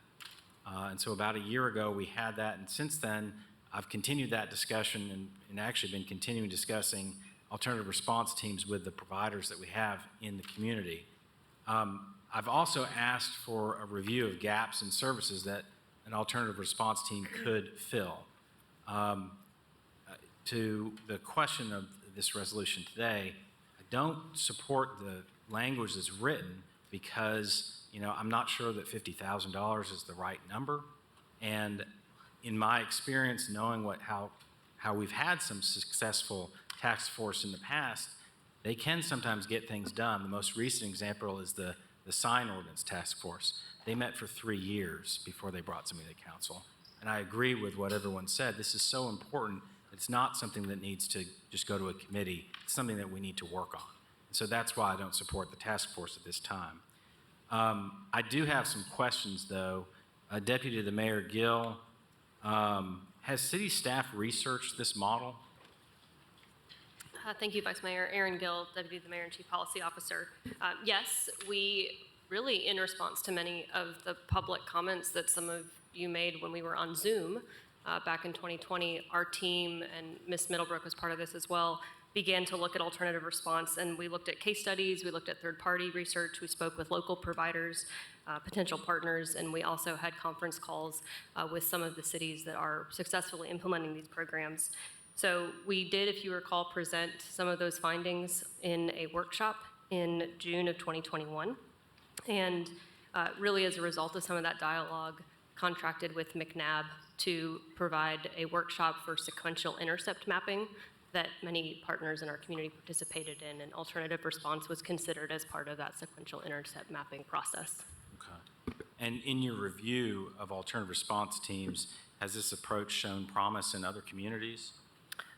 Yes, it has, and I would say that, you know, as folks have articulated both in meetings and you've heard our team say in conversations about this, we do think that they have shown progress, or excuse me, promise, and could, in theory, work in Knoxville. We see that as a potential to explore. Okay. Now, the city doesn't have a health department, and we don't have specific expertise in mental health. Is this something that could work in Knoxville if we found a local partner who's willing to operate it? We think that local partner would be absolutely critical. And in looking at these kinds of programs that you've looked at, what are the more successful ones that you've seen? So I'll hit on some of the themes that we've seen that make them successful. The first is really a foundation of cross-jurisdictional partnership. So it's not just a city acting unilaterally, but having strong partnership, including funding from multiple sources. That includes county, state, federal, kind of all the way up the chain, as well as philanthropic. We've also seen that they're complex, so they require really extensive coordination to manage those highly complex logistical systems to make something like this successful. And one point is that they also require significant new funding, so it's not necessarily realistic that they are offset by savings elsewhere. Okay. And so is there a benefit to having a cross-jurisdictional approach where you've got the city, the county, and the state all at once working on something like this? I think particularly because it is so predicated on mental health as the key the key focus of the service, then yes, it would absolutely in Knoxville require that type of cross-jurisdictional partnership to be successful. Okay. And what I would pose to council as well, and I have brought this up with our planning commission chair, is maybe we should reconvene the joint mental health care workshop, and we can discuss those gaps and potentially this as well. So I just wanted to put that out there that we could do that today. We could think about that going forward. And then, Mayor, just my last question. You know, this is asking for $50,000. Would you support and bring a budget amendment if a partner could be found that could stand up this type of a program and funding from other partners was located? Yes, absolutely. I think that'd be a really positive step forward, but I think those other partners are essential. Thank you. Councilmember Testerman? Thank you. I just have a question. I don't know who is equipped to answer this, Councilmember Parker or someone else, but I'm just curious, after having looked at different models across the country, and we have heard about it for a long time, I'm just curious what analysis has been done that, looking at Knoxville, I don't know if call volume, those types of things have been considered, but how much this startup would cost? How many individuals would you anticipate would also need to be hired to form an effective alternative response team? For starters, that's my first question. Yes, I would say that initial work has been conducted in multiple spaces to different degrees. As far as the Knoxville Heart Group, they have a proposal for an initial startup that would require the purchase of a new vehicle, hiring 3 staff people to start up the program. I think the budget's close to $400,000, around $350,000 would be startup cost for a pilot program. Okay. I just go back to our current co-responder model, and we've got, 4 teams, I believe, that, has started. And, I know that that's nowhere close to it being fully functional. It would probably take 18 to 24 individuals to be able to fully staff all shifts throughout the day. And the cost associated with that would be pretty costly. And then my concern in this model, the fact that nurses are a part of this equation, knowing how healthcare is struggling with nurses and are depending on traveling nurses to be able to staff our hospitals and our emergency rooms. Our ambulance, our responders are part of this equation. And to be very honest, I mean, our ambulance system right now is incredibly broken. I mean, they're 4-hour response times, 7-hour response times, 8-hour response times. So, you know, we have so many broken pieces already that this program would be dependent on. I just am you know, would even be concerned on how that staffing would even be possible at this point, not to mention the cost that would need to be allocated. Can I make one clarification? Okay, yeah, or please be quiet in the audience. This is a discussion among Yeah. council members. Councilmember Tessman, did you have anything else to add? I'll let Councilmember Parker respond. Ms. Parker? I just wanted to offer one clarification. I've actually met with multiple EMTs who are in support of this program. I almost said super support, but I'm trying to be professional. In support of this program. And part of the reason is because of the state of our ambulatory care and emergency room capacity. They see this as something that would relieve the workload that they're currently experiencing as emergency medical staff. And I know that they would love to be a part of this process, a part of the task force, a part of developing that solution. But I just wanted to clarify that those are pieces that hopefully this program would relieve some of the work rather than needing them to be a part of the equation in that sense. Thank you. Councilmember McKenzie and then Ryder. Thank you, Mayor. So I want to first say that I am not opposed whatsoever to alternative response teams. But if we're going to do it, we have got to take a lot of things into consideration. One, for example, when we talk about ERs and how understaffed they are and overpopulated. When you walk in UT hospital emergency room, most nights it looks like a third world country. Some nights in there are people who are literally sitting in the lobby who need to be back being cared for, and they're out there with IVs and all types of things. That's not a good level of care, if you will. But when we talk about alternative response teams, when we have someone who is suicidal or homicidal ideation, someone who is high on drugs, 9 times out of 10 before a family is going to call anybody, they've been experiencing this for a very long time. And a lot of times it is to the point where they can no longer handle it. There's aggressiveness, they are afraid, there is some violence toward family members. And so I'll go back to the joint workshop that we had, if any of you guys watched that or you were here for that. And to be honest with you, there is no way that we are going to be successful because we all know, and those of you who are sitting in the audience, the treatment options are very limited. There are waiting lists that are ridiculous for people to get help.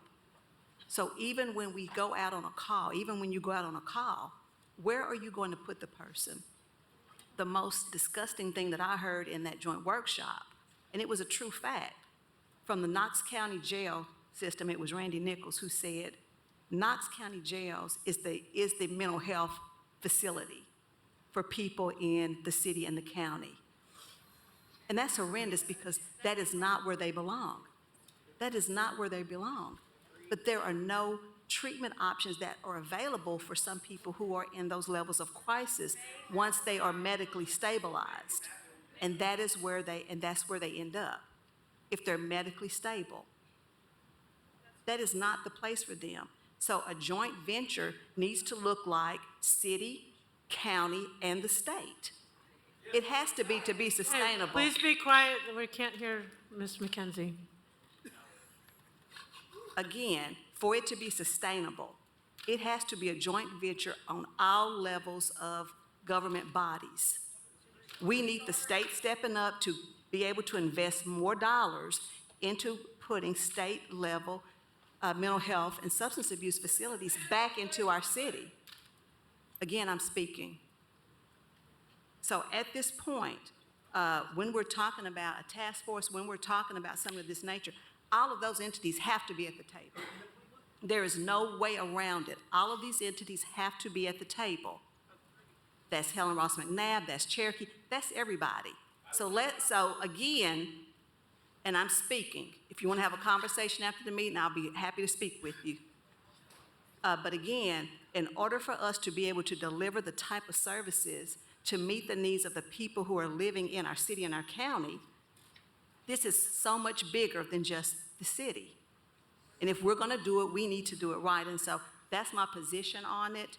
Not opposed to it, but we are going to have everybody at the table. And again, when I say joint venture, we cannot just continue to look to the city. The city cannot do it alone.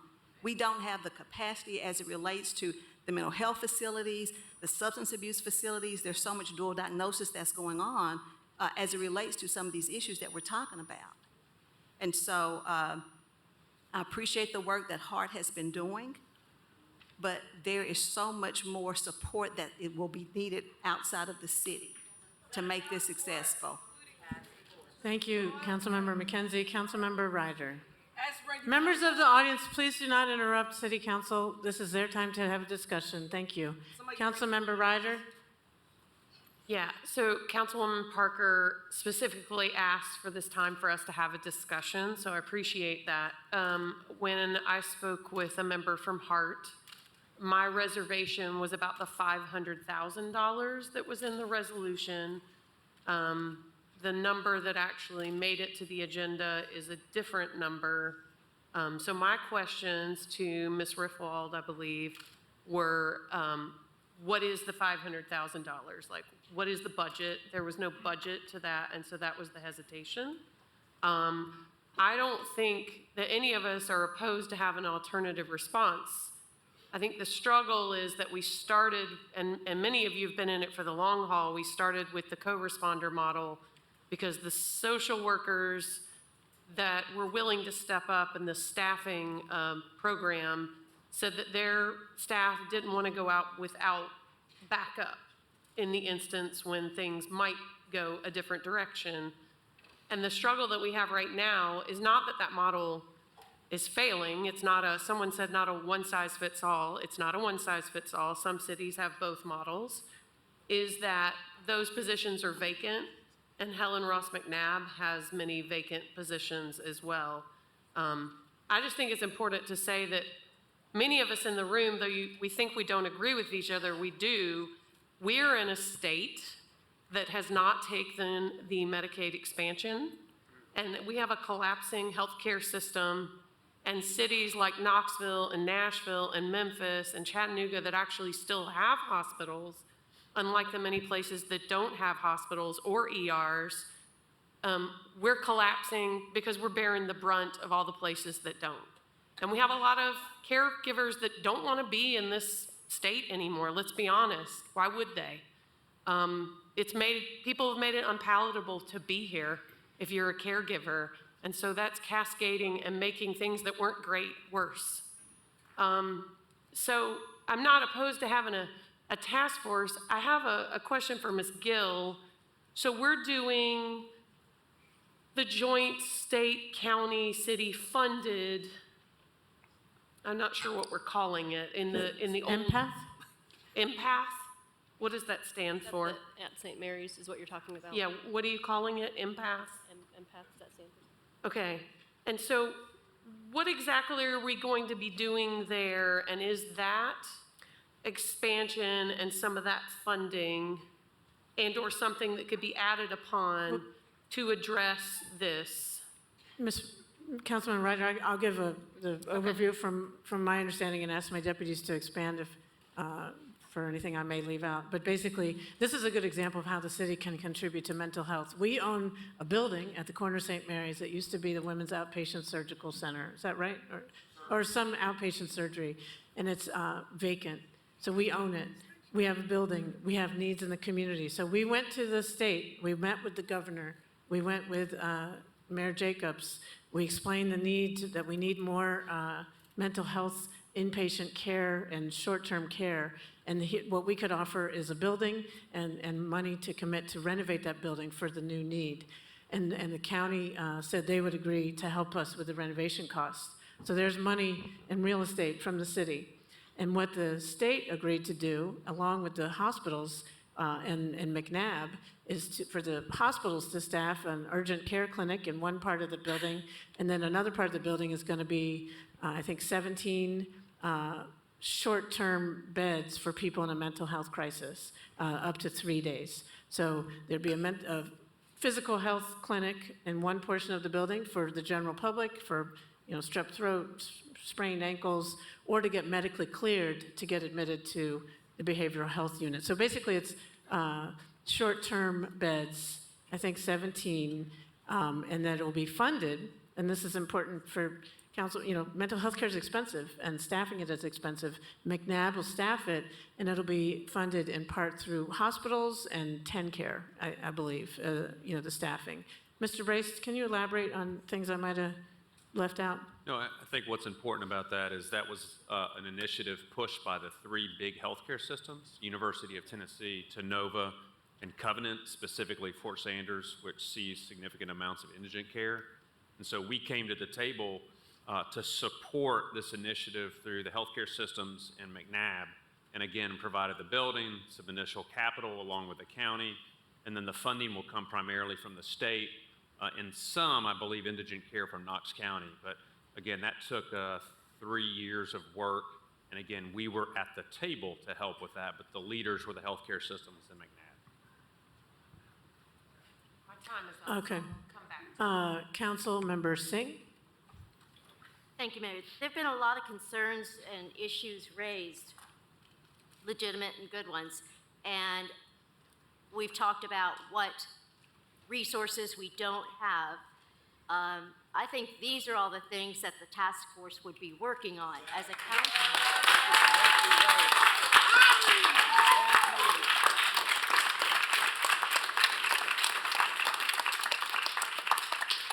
As a council, that is, most of us, that is not our skill set. And I don't think we go into other programs to this extent to review them. The objection or the hesitation some folks have on the task force, we created the African American Equity Restoration Task Force, and I believe that was funded $150,000. And I believe that it was necessary, and it's doing good work. But this is an example we've used before, and it's moving forward. And yeah. Thank you. Councilmember Parker? Thank you, Mayor. I wanted to share a quick story about my trip to Denver. I was able to meet with Denver STAR, their alternative response program. And, you're in Denver, they've got this great public transit, you're looking around, and they have more resources than Knoxville does. So top of mind for me was, I asked them, if you did not have the services in your city that you currently have, and you didn't have as many options to take someone to a service provider, if you didn't have expanded Medicaid, would this program still be beneficial? Would you still recommend a city like Knoxville implement a program like alternative response? And they emphatically said yes. And they gave specific reasons why and examples. And a lot of the times it's because they can treat someone, stabilize someone right there where they meet them. They don't have to take them somewhere. They don't have to use the emergency rooms. It actually frees up space in our emergency rooms because there's this alternative option.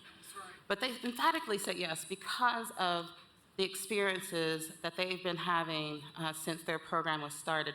Another set of phone calls that they get that they're able to respond to are folks, experiencing a low level of mental health crisis where they're living in a more isolated situation, they just don't have anyone to turn to, they would call Denver Star, who could come and, talk to them through whatever, small crisis. It doesn't have to be a major crisis. It can even be a small mental health crisis that Denver Star shows up for. And they were able to respond in this way, particularly during the pandemic when folks were in isolation. We still have folks who are living somewhat in isolation if they have fragile, a medical situation. They're still susceptible to COVID and other diseases out there. So I still see that as a need in that situation, as well as these situations where they're able to treat folks in the field. The other thing I wanted to say is I agree that this has to include as many partners as possible and all levels of government as possible. I would love the federal government to be a part of this task force. But to get the state involved, it's not going to be Knoxville Heart that pulls them in. It's not going to be Councilmember Parker who pulls them in. We really need the support of the administration to pull the state into these conversations. And so, the purpose of the task force is just an initial step for us to say, the city of Knoxville is interested, the city of Knoxville sees this as a need. We do not believe we can do this alone. We believe that we will need partners in different levels of government. We will need partners in nonprofits, in the private sector. But the task force provides the space for us to pull people into this conversation and see what results from it.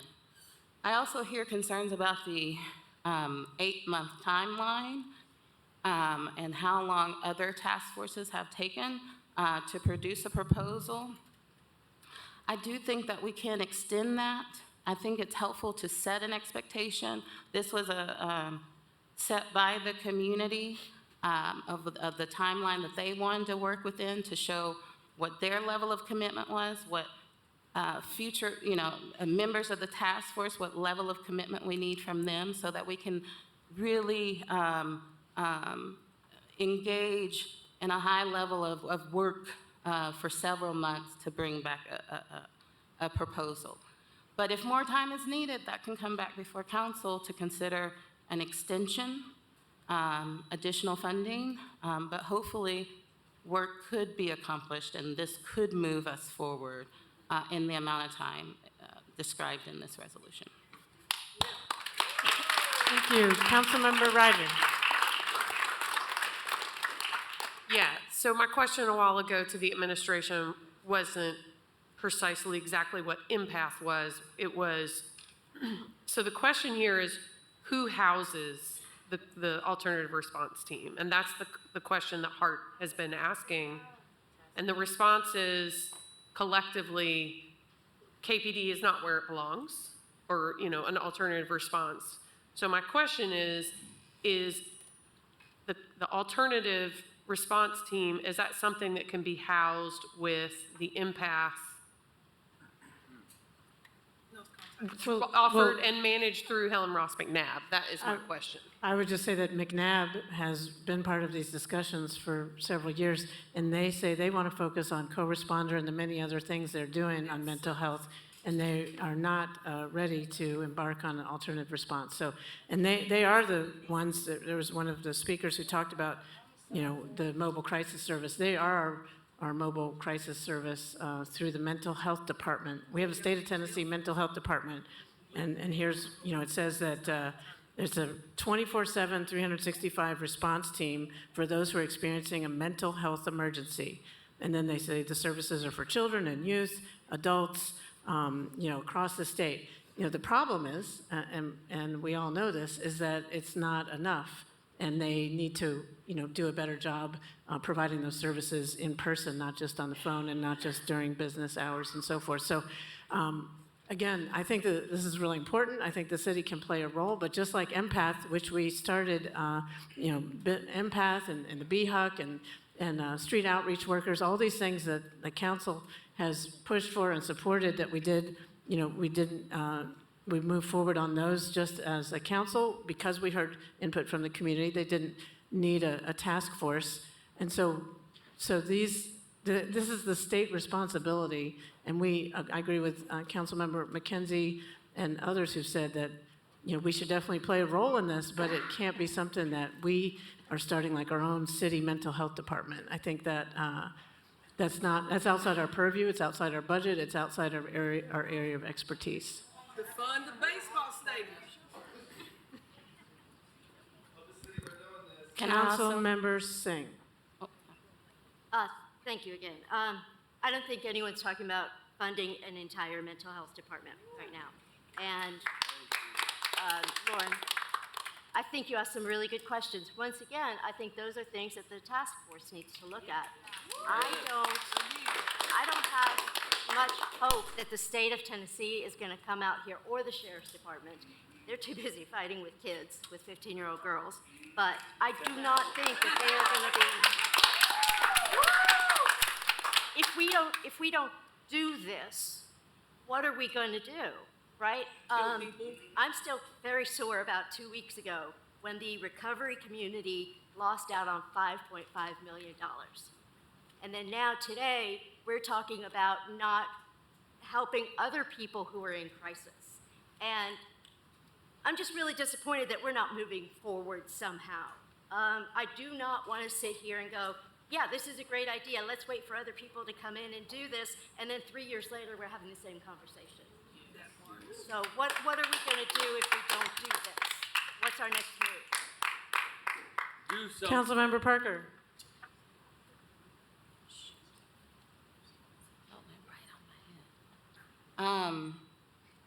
I agree with Councilmember Singh, and am worried that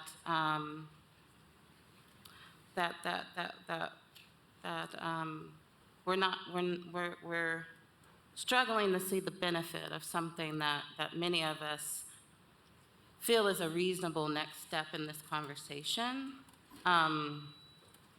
I do think that the task force is the space for us to explore these questions, and council meetings have not been adequate. Workshops have not really been adequate. Oftentimes workshops are an opportunity for information to be shared with us, but we don't have as much opportunity to have discussions like we're having right now and like a task force would engage in. We've definitely heard from Helen Ross McNabb that they are interested in the co-responder model, not necessarily housing an alternative response program. And so I think that is another reason why the task force is needed, so that these mental health care professionals from other agencies have an opportunity to help develop a plan that expands what our capacity is as a city beyond what Helen Ross McNabb is able to provide. Completely understandable if they want to, limit their services. Absolutely, completely understandable. But what is not okay for me is that we say this is the state's responsibility and we continue to send police to situations. That's right. We are obviously taking on the responsibility if we are sending police. We're not going to step back and say, hey, state, send some police to that issue. We're the city. We don't deal with mental health. We're not going to let that happen. We have a duty to our citizens to ensure public health and safety in our city. And so whether the state provides the funding, whether the state provides leadership on this issue or not, the problems fall back to us. Right. And so we have to have a solution. Right. And to do nothing means that we're just going to do the same thing, which our community is telling us is causing harm. I really hope that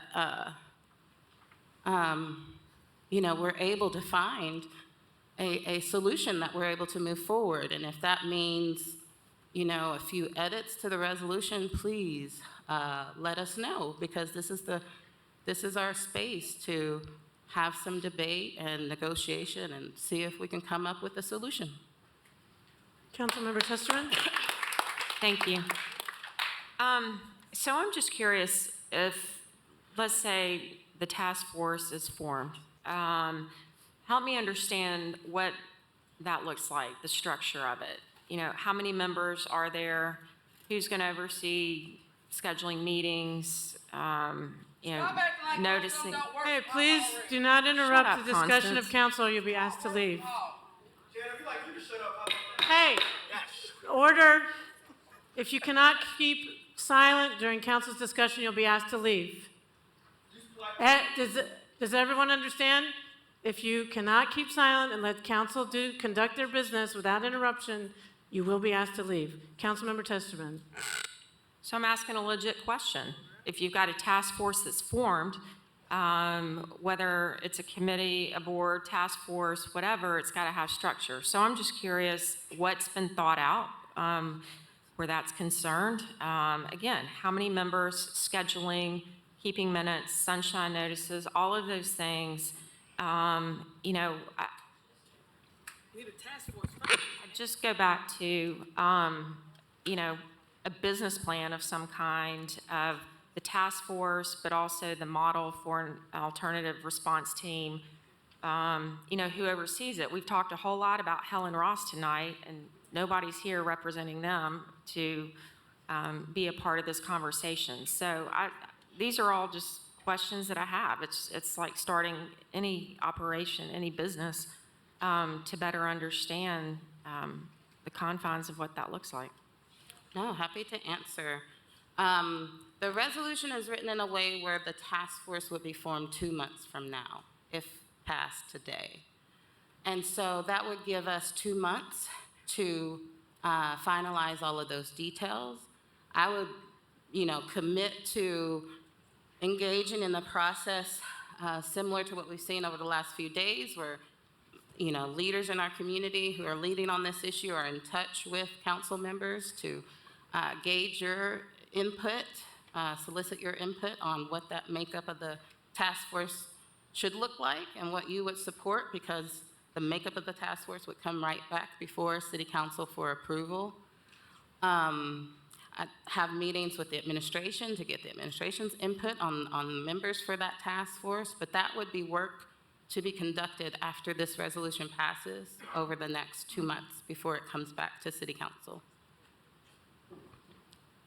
Thank you for that. I just, you know, again, going into something of this magnitude and having some of those things already thought out and fleshed out as to what it looks like, just even a rough draft, if you will. I mean, I think that's, you know, the idea, but I guess I'm just looking for more details on what's been thought through. Well, and just quickly, I guess the rough draft would be the description in our packet, you know, that states the type of members that we envision would be a part of the task force, what demographic they're representing. Where is that? I have it somewhere. And that's on page 594.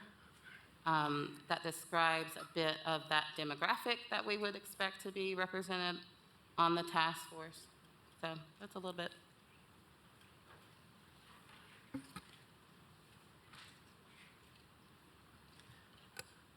I'm sorry, Councilmember Smith? Thank you, Mayor. I've tried to, spend a lot of time on the phone with folks from HART, people at McNabb, and members of the administration. So I just want to reflect a little bit about what I've heard. I want to first of all thank HART for bringing this model to me years ago, and you all brought educated, rational, programmatic ideas for this program. And I think what I've witnessed is over the course of a couple of years, we've moved from little uncertainty to general consensus that this program needs to happen. I've also heard that funding's not an issue in terms of next steps. So while it may cost hundreds of thousands of dollars to stand up, there's not a funding gap for researching or meeting with Hart, McNabb, and the administration. So in my opinion, council is not needed to take the next step. We don't need to be involved and necessarily read ourselves into the play. We have, McNabb has been doing this for 2 years. They've learned a lot. Hart has not stopped researching what they've found. What I've also heard is somewhere in there, there's a people problem where people are either being welcomed to the table or aren't talking to one another or being heard or listening well. So somewhere in there, there's a break in communication between what's next, because we've spent a lot of energy tonight dancing around the fact that we all agree that everybody, including McNabb, is open to a supplemental model that exists in addition to the co-responder model. I think there's some disagreement about whether the co-responder model needs to continue or whether this needs to be, but there is agreement on it being an additional program. And I want to thank people who spoke to me and educated me about it doesn't have to be either or. So there's broad consensus here that we need another program to fill a gap. And I think the administration, along with McNabb, who has 2 years worth of data about what they've seen, good, bad, and different, and they have a fresh perspective from other models across the nation where this is working. So council getting involved and chairing committees and having folks is not the problem. The problem is a next step where people, in addition to McNabb and the administration, are welcomed into what that could look like. And the biggest obvious practical thing is there's not anybody to deliver this. So whether it's this committee, whether it's the administration, whether it's the past 2 years, everybody can do enough research. There's enough smart people in this room to do research of what this program could look like. Nobody's willing to do it yet. So I don't want to skip past that. And us banging around for 6 months or 2 months or a year with committees and different groups is actually not a required thing to take this ball forward. We know what the ingredients are. There are people that are out there that are willing to voice into what the scope of the service looks like. The administration, as far as I've discussed, there's not a gap in funding to take the next step. Yes, we need more parties at the table, but it doesn't have to be limited to the city or the state or any individual agency. So I'm not convinced, and I've discussed this at length with the members of Hart and the administration, I'm not convinced that a task force by council is what's required. I think it makes it feel like there's a next step, but as long as this administration, which I think I've heard, is committed to continue to pursue the scope of this program, there's a willing agency that's able to take this on. I think there's a will there. So in my opinion, you can amend this resolution, you can withdraw it, you can replace it, whatever it takes. I don't think I'm going to bring anything, not that I don't want to serve on this, and not that I don't spend a lot of energy with folks who are unhoused and need help. I just don't think that city council is the answer or the expert to take this ball forward. Between McNabb, the administration, and Hart, all the experts are there. And my understanding is the funding's there to take this ball forward. So I'm kind of indifferent on whether this thing works or that thing, but picking a number and forming a committee by council just seems like it's an act of genuine frustration. And fair enough, because it's been a couple years of waiting for the next step. With that said, this is a new model that we're experiencing right now. We should hear from McNabb what they're learning. They don't necessarily want to do this program, but they're willing to let someone else. And I think that's a big deal from where we started 2 years ago. Thank you, Councilmember Smith. Councilmember Thomas? Yes. All the points that were made at the podium were well taken, and we all want to get to the same place. It's just simply a question, not simply, because it's complicated, about how to get there. Some of the points that Councilman Smith made about how to approach this problem, I think were... Councilman Thomas, can you pull your mic closer? I can. Thanks. Are quite good. And One of the concerns I have is how we move forward in a unified way. And what I have been hearing, also just from discussions with the community and with staff and McNabb, there seems to be not a unity between Hart and the people that are working in conjunction with the city and McNabb. Somebody's not hearing each other, somebody's not meeting together. I don't know what it is. And to paraphrase, or to use Councilman Smith's word, I think we may have a little bit of people problem there.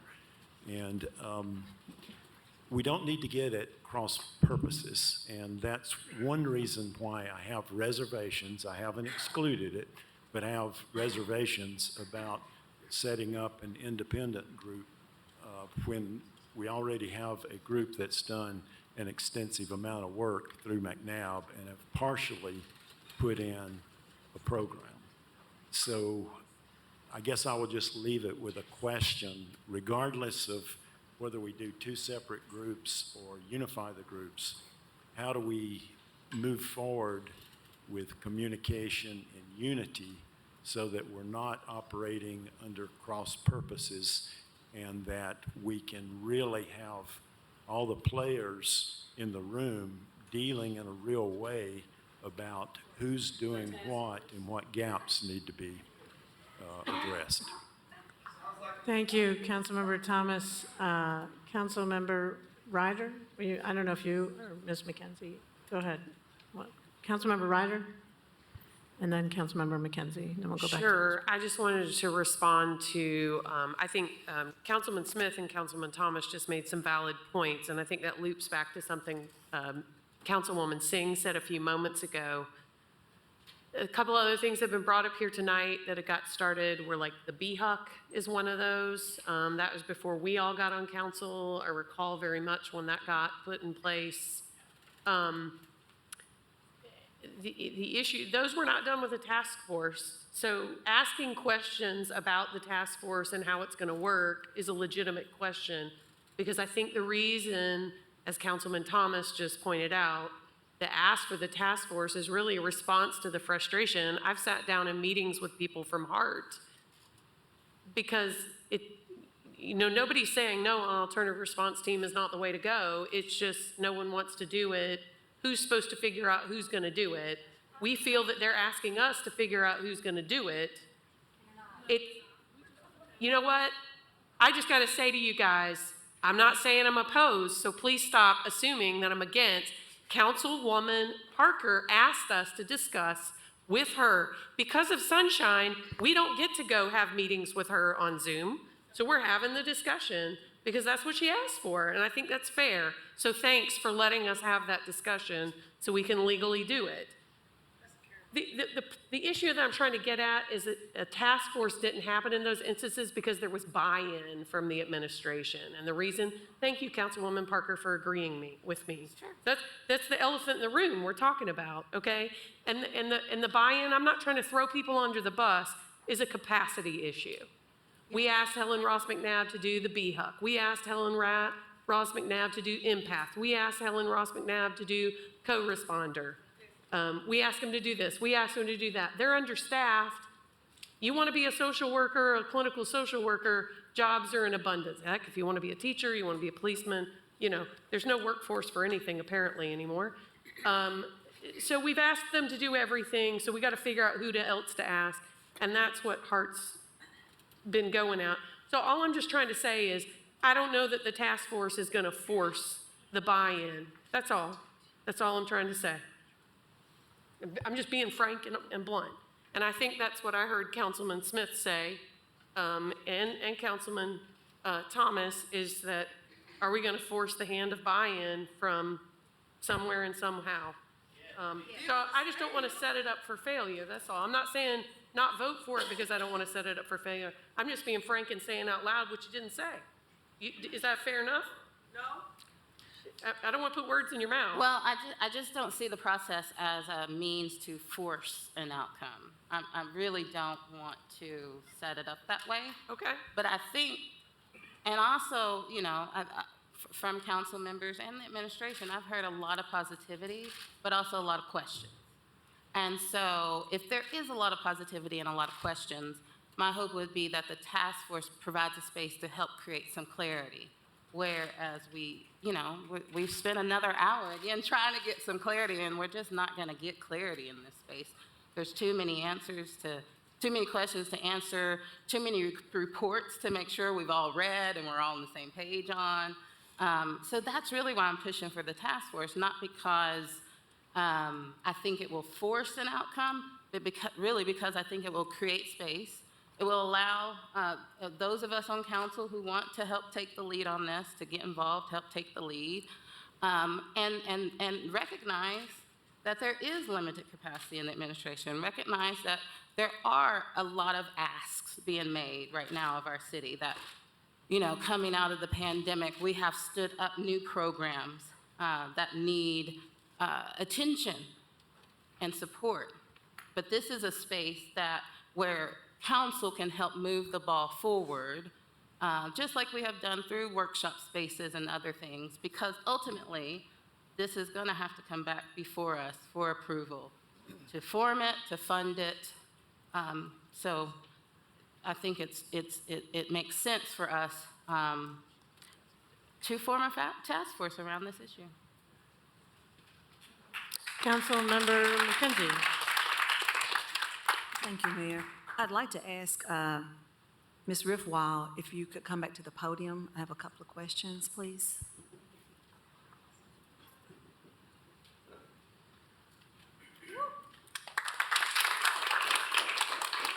Okay, thank you. And my apologies that I did not get an opportunity to meet with you guys before this came on to before council. But just reviewing HEART and the website, it looks like HEART has been doing some research these last 2 to 3 years around this topic and have been advocating. Absolutely. Have you all had the opportunity to sit down with the chief, with the people who are currently involved with the co-responder team that's set up in KPD, or with Helen Ross McNabb, some of the programs that are already out there that we're hearing folks talk about, like BHUG? Have you all had that opportunity to sit down with them and gather their data and just talk a little bit about some of the challenges that they're experiencing? We've had incredible opportunity to sit down with Chief Noel, who was incredibly supportive of our proposal. We tried to give him our full spiel, and he was like, "Stop, I'm on board," just immediately. So I encourage each of you to reach out to Chief Noel and ask him about how he feels about this program. We have not reached out to Helen Ross McNabb, honestly, about the co-response program, because our values do not align with the co-response program. So while we're open, and I think the task force would be a great time to do that, just our values do not align with police response at this time for mental health crises. So no, we have not sat down with them. And what about Cherokee? Have you guys had any conversations with Cherokee? I know that We've sent a lot of emails to a lot of different folks about meeting with us, and it's often we don't get responses because we are just a small volunteer group. We don't have funding. We don't have government backing or support. So it's kind of like a shot in the dark when we reach out. So that's what I feel the task force really accomplishes, is it allows these people that are very busy with their own missions to come and, get on this task force and accomplish this. Right. And so knowing that the ultimate goal is to establish an alternative response team that will be able to full service meet the needs, to identify all of the resources that are available, because again, if you go out on a call and this person needs to be placed somewhere and there's nowhere to place them, this is why I talk about the joint venture and that people are coming to the table. By no means am I saying we're going to call the state and ask them to respond to a call or anything like that, but do we need the state to be saying, yes, they're willing to put money into this city and to help expand existing services, or as the mayor talked about, having some beds somewhere and being able to expand on those beds. We know, again, that we have limited resources. We have more people who need help than we have resources. And again, this is why, unfortunately, a lot of people land in Knox County Jail, which is where they do not belong, of all places.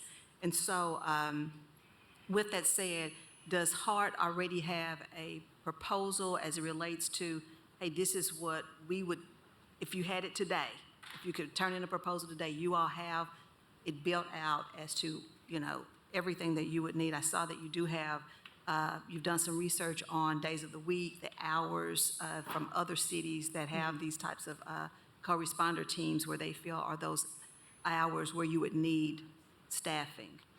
And so how many teams would you all be looking at, just based on the numbers that you've seen and you've gathered locally? Sure. Just to address the first part, you'd mentioned, you know, the big question that I hear from a lot of city council members, which I think is very legitimate, is where do these people go when we go to the calls?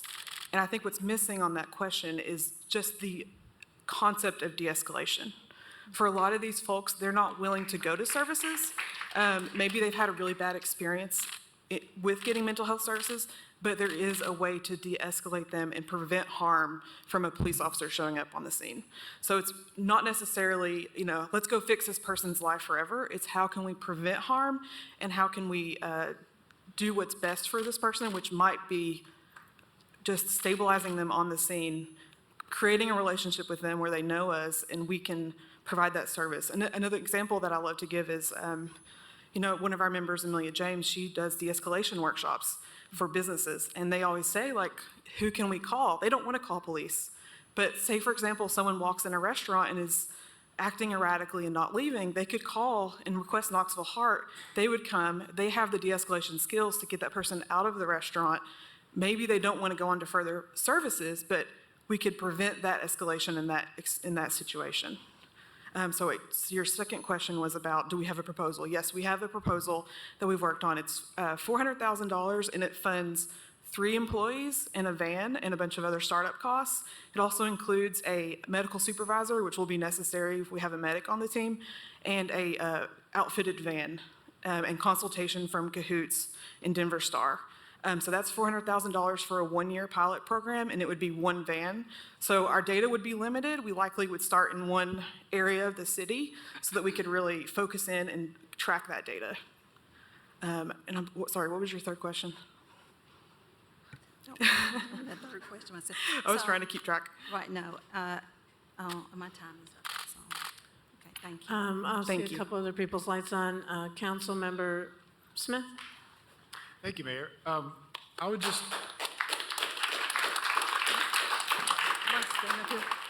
Sure. Okay. I don't really have a question, just more of a, it's, you know, we've talked, I think, a little bit about, you know, some of this comes from not feeling like you have a place at the table. And so even though you may disagree, this is my just ask of you, is even though you may disagree with the co-responder model fundamentally because it has a police officer in there, they're still seeing hundreds of folks. And so there's got to be some things that can be learned that would inspire or inform your program, because I think it's a very important when you ask to be heard to also listen, because the existing provider doesn't agree with all of the things that you're going to recommend. And so I think this is part of the challenge. We all have to kind of open our ears and hear one another. And if you want to speak to McNabb, I'm sure there's 10 people here that can connect you to it. Yeah. They're going to tell you something that you didn't know. They're going to tell you something you disagree with. But I completely agree, and it's something that we need to do. And to be honest with you, our capacity is very limited. We've been doing this for 3 years, so as we grow our capacity, I hope that we can have more conversations with more people. Right on. So I completely agree with that. Thanks. Thank you. Councilmember Testerman? Thank you. Ms. Riffwald, I'm just curious, so the city orchestrated a workshop, the SIMS workshop, in partnership with McNabb. Were you all there? We had a member there, but she was representing her employer, so she could not speak to HART at that time. And the other members were unfortunately able to attend because it was during the workday and they couldn't take time off. Okay, so. But we have seen that data. Okay, so it wasn't, I mean, as you just mentioned, as far as McNabb and their participation in the co-responder, that wasn't a catalyst for not participating? Oh, no, it was purely, you know, we have therapists on our roll who have full days of sessions. We just could not make it work during the workday. But we did have someone there who has told us how it went. They just couldn't speak on HART's behalf because they were there for their employer.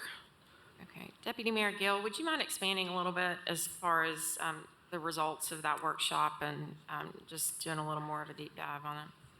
Certainly, and this is a summary based on the final report, which I know we shared with council as part of your budget hearings earlier this month. So the strategic intercept mapping workshop did openly talk about alternative response. The process, when you lay it all out, and again, you can read the report, that did not identify alternative response as a key need, but it did validate co-response. And in several parts of the report, you talk about, to Councilwoman McKenzie's point, where you go next. And so discussions around the need for case management, for example, I think as your resolution points out, it discusses kind of the gaps that we have in our community around housing, around transportation. So that it did think about the ways that we already have new types of resources, such as the BHUC or the empath unit, to respond to the needs of people with behavioral or mental health disorders. It did identify the need to expand and strengthen co-response, not just within KPD, but also within other jurisdictions that serve our community, for example, UTPD, the Sheriff's Office. It supported the empath unit and the need for additional treatment facilities in real time to help people get access to mental health resources more quickly, but it did not recommend pursuit of the alternative response model at this time. Again, not undermining the value of the system, but just kind of ranking it in the general prioritization as something that would fall below the co-response program and making sure that that is prioritized. Vice Mayor Roberto? Thank you, Mayor. You know, what I've heard in this discussion is support for this model, support from the administration, support from council. There was a word that Council Member Thomas said just a little bit ago when he was discussing this, and he said the word unity. And I think there's an actual opportunity here to leave today with unanimous support for this model, but from the discussion, it's very clear that some amendments are going to have to be made in order to do that. You know, we haven't had a motion yet at all on this. We've had a lot of good discussion. I'm glad we have. You know, but I think we're at a point where we need to decide what we're going to do here. And you know, I didn't bring the resolution, so I'm not going to propose any amendments. But I think it's pretty clear from the discussion what those amendments would be. I'd be willing to support that if we did that, but that's up to Councilmember Parker because she brought the resolution. But I do think it's time to move on. Councilmember Parker? Excuse me. I agree, Vice Mayor Roberto. I think we've had a really healthy discussion tonight, and I really appreciate everyone's willingness to engage in that discussion and weigh in and give us some clarity of where you stand at the moment on this issue. There's certainly a lot of support around the table, but it sounds like the resolution could use a little more work. So one thing I would like to do is make a motion to postpone the resolution until our June 27th meeting, allowing council members time to engage with community members, lift up the amendments that they would like to see in order to support it, and let's see if we can come back in 4 weeks and walk away with a unanimous vote in favor of forming a task force. I'll second that motion to postpone to July 22nd. Motion made to postpone. June 22nd, I'm sorry. Motion made by Ms. Parker, seconded by Vice Mayor Roberto to postpone this item until June 27th. Any questions or discussion? Seeing none, all those in favor, please say aye. Aye. Any opposed? Motion carries. Council members, let's take a little break to use the bathroom or whatever. We'll reconvene at 8:43. Literally solving.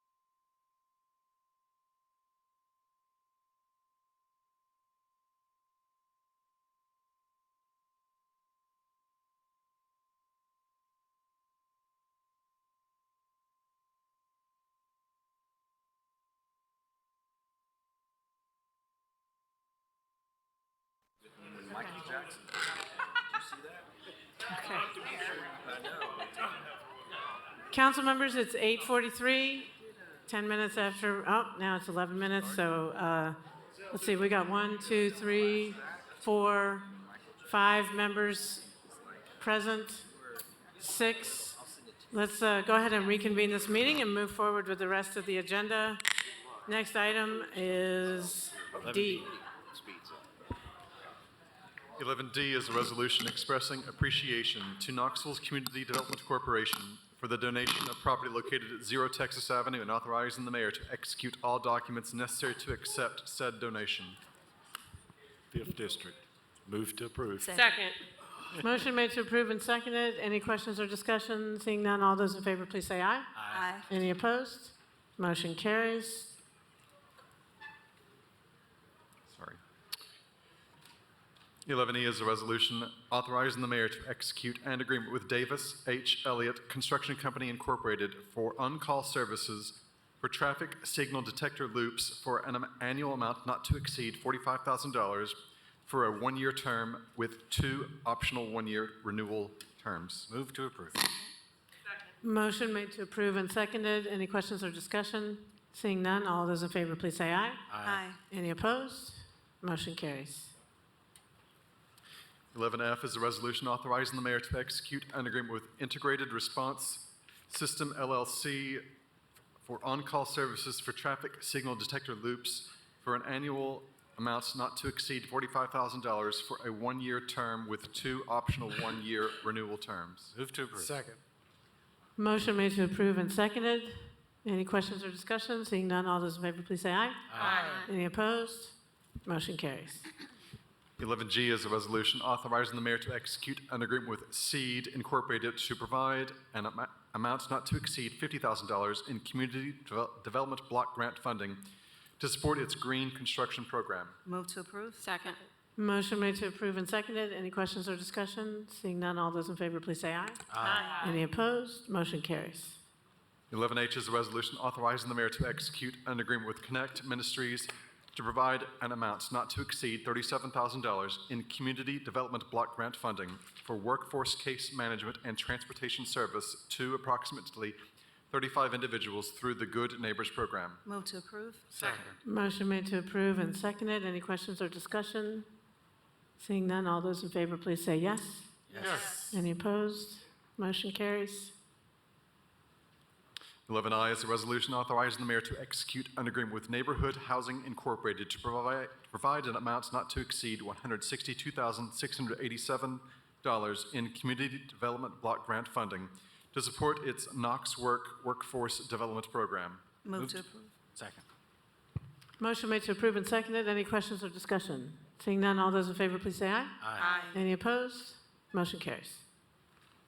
11J is a resolution authorizing the mayor to execute an agreement with Neighborhood Housing Incorporated to provide an amount not to exceed $325,000 in community development block grant funding to support Operation Backyard, its minor home repair program. Move to approve.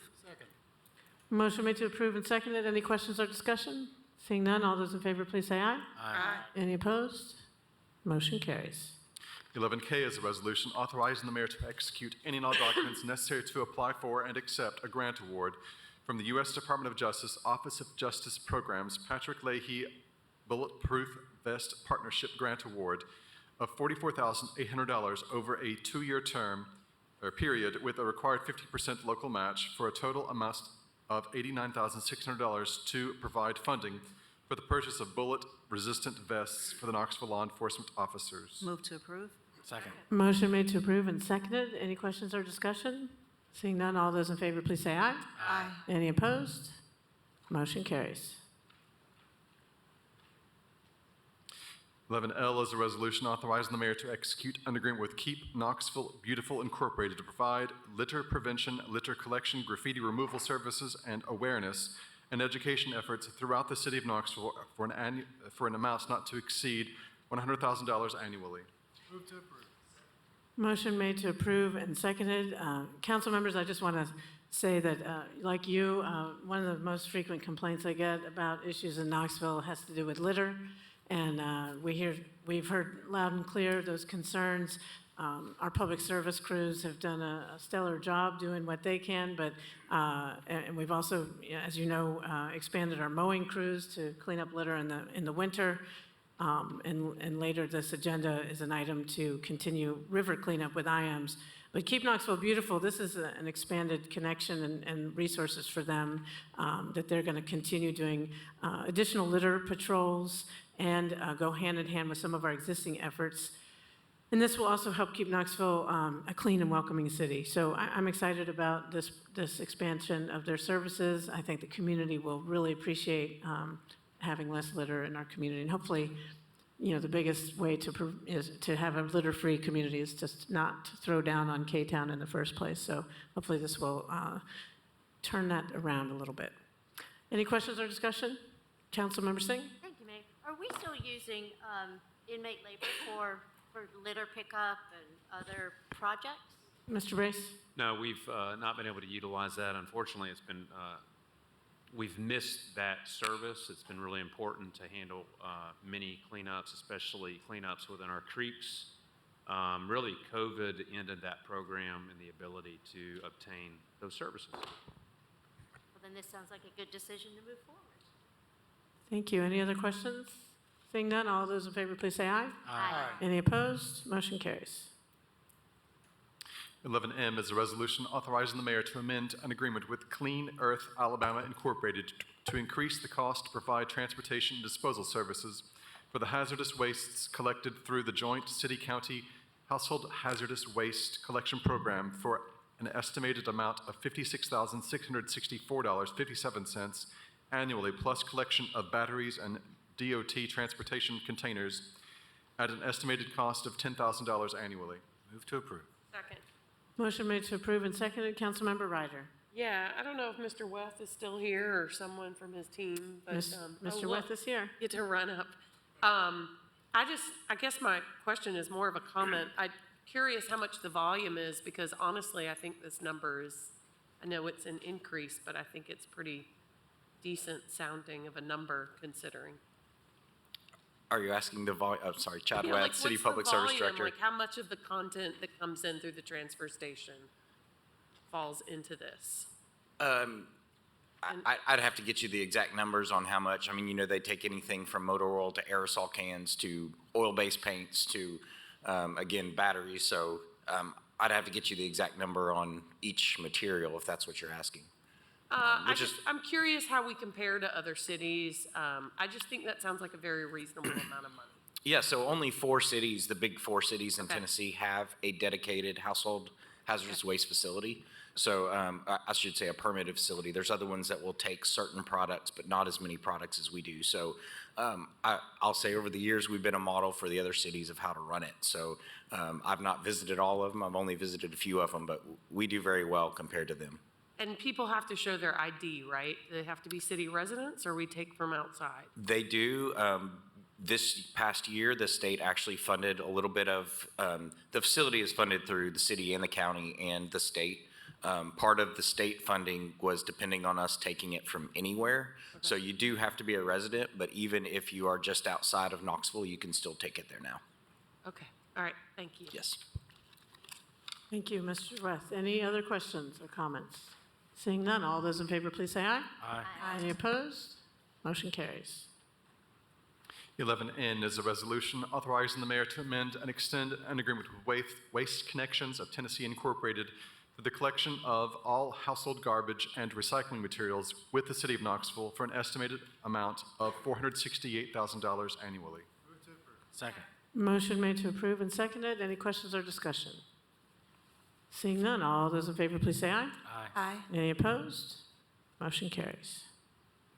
11O is a resolution authorizing the mayor to execute an agreement with IAMS Nature Center to provide trash and debris removal services for the waterways from Forks of the River to the end of Sequoia Park for an amount not to exceed $50,000 annually. Move to approve? Second. Motion made to approve and seconded. Any questions or discussion? Seeing none, all those in favor, please say aye. Aye. Any opposed? Motion carries. 11P is a resolution authorizing the mayor to execute any and all documents necessary to apply for and, if awarded, accept an energy efficiency and conservation block grant from the United States Department of Energy in the amount of $239,720 with no local match required to develop various energy-efficient strategies through projects to build a clean and equitable energy economy for the community. Move to approve. Second. Motion made to approve and seconded. Any questions or discussion? Seeing none, all those in favor, please say aye. Aye. Any opposed? Motion carries. 11Q is a resolution authorizing the mayor to execute an agreement with True Grip and Lighting Incorporated to provide the stage, lighting, and production equipment and labor for the festival on the 4th in an annual amount not to exceed $61,196, with the option to extend the agreement to include Festival on the 4th events in 2024 and 2025. Move to approve. Second. Motion made to approve and seconded. Any questions or discussion? Seeing none, all those in favor, please say aye. Aye. Any opposed? Motion carries. 12A is an ordinance to amend Chapter 2, Article 2, and Chapter 6, Article 6, Sections 6-137, 6-140, 6-145, 6-152, 6-153, and Article 7, Section 6-181, and Chapter 13, Article 1, Sections 13-5, and Article 4, Sections 13-15, 13-145, 13-146, 13-147, and 13-148 of the Knoxville City Code to reflect the transfer of duties from the Director of Plans Review and Building Inspections to the Director of Public Service, and amend the definitions of Codes Official and Director of Public Service and Director of Plans Review and Building Inspections. Move to approve. Second. Motion made to approve and seconded. I just want to thank Mr. Weth. Where did you go back there for agreeing to take this back into your department? You all do amazing work, and I'm confident that you'll do a great job on this responsibility as well. Thank you. Any questions or comments? Seeing none, all those in favor, please say aye. Aye. Any opposed? Motion carries. 12B is an ordinance to amend and adopt the fiscal years 2024-2029 Knoxville Capital Improvements Program, including the fiscal year 2024 capital improvements budget. City of Knoxville applicant, all districts. Second. Motion made to approve and seconded. Any questions or discussion? Seeing none, all those in favor, please say aye. Aye. Any opposed? No. Motion carries. Public forum, we have a few people signed up for public forum.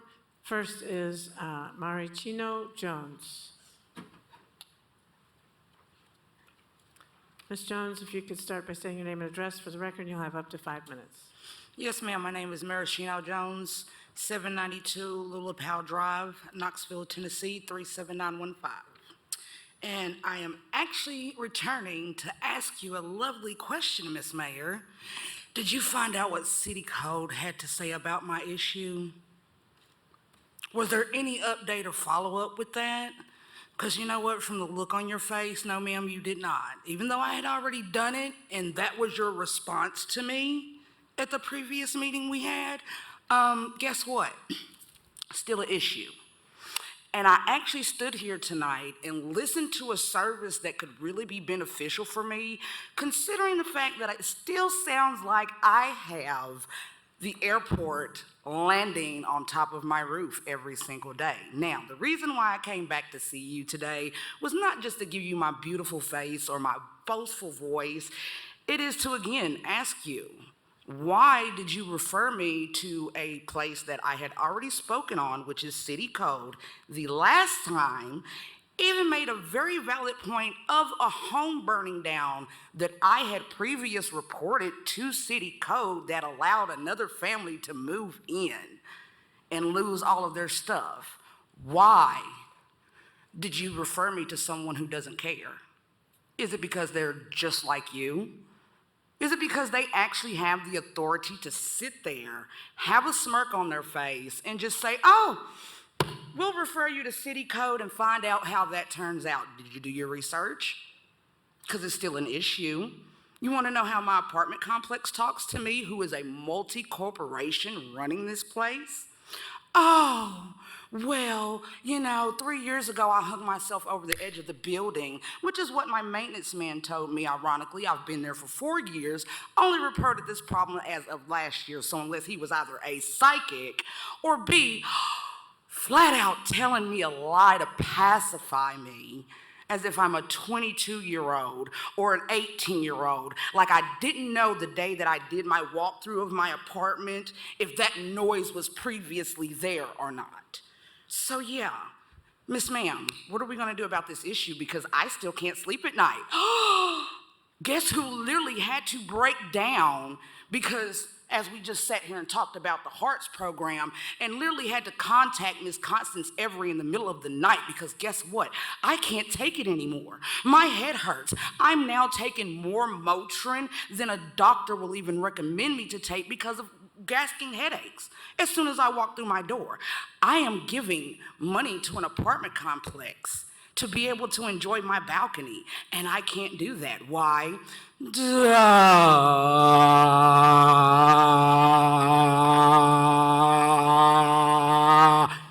Is what I hear as metal is rubbing against metal from my front door to my bedroom. I am a prisoner in my own apartment. I have nowhere else to go. Why? Let's see here, we've already talked about homelessness, we've already talked about mental, oh, that's right. If I was to call right now and tell them exactly how I was feeling, you know where I would go? Moccasin bin. Instead of us addressing the issue, and my issue is why are these corporations allowed to get away with it? I keep hearing about funding. You guys just raised taxes. But yet this big time corporation has no punishment whatsoever. We're literally gonna sit here and play it off like, oh, I've just lost my mind and decide to complain about this out of nowhere? Or are we actually gonna do something about it? Because from what I've heard in this meeting so far, the proper communication that's being lost is sitting right here at this board. You literally had staff, authorized staff, that could be helping me right now, this very moment, because none of you guys are doing it except for Ms. Parker. Thank you so much for funding that program. Thank you so much for backing that program. And I pray to God that when you guys are done, your voice is actually heard, because you are the only one that is actually taking, excuse me, ma'am, I could have swore you just had a teacher, a retired teacher. And that's what lets me know you don't care about anything I had to say prior to this and what I have to say now. Because every time I'm talking to you, I'm looking directly at you. And she just broke that down earlier in the meeting. So with that being said, you will be seeing me again until my problem is resolved, because it's a problem. It's a mental problem. It's a building nuisance problem. And it's something you need to have done before you leave this office, is to make sure your citizens are heard. 5 minutes. Your 5 minutes are up. Thank you very much. Next person signed up to speak is Tina Sparks. Ms. Sparks, is she still present? I think she left. Also, Nikki left. Okay. I don't see anyone named Nikki anyways, but. Oh. That concludes public forum. Council, without objection, this meeting is adjourned.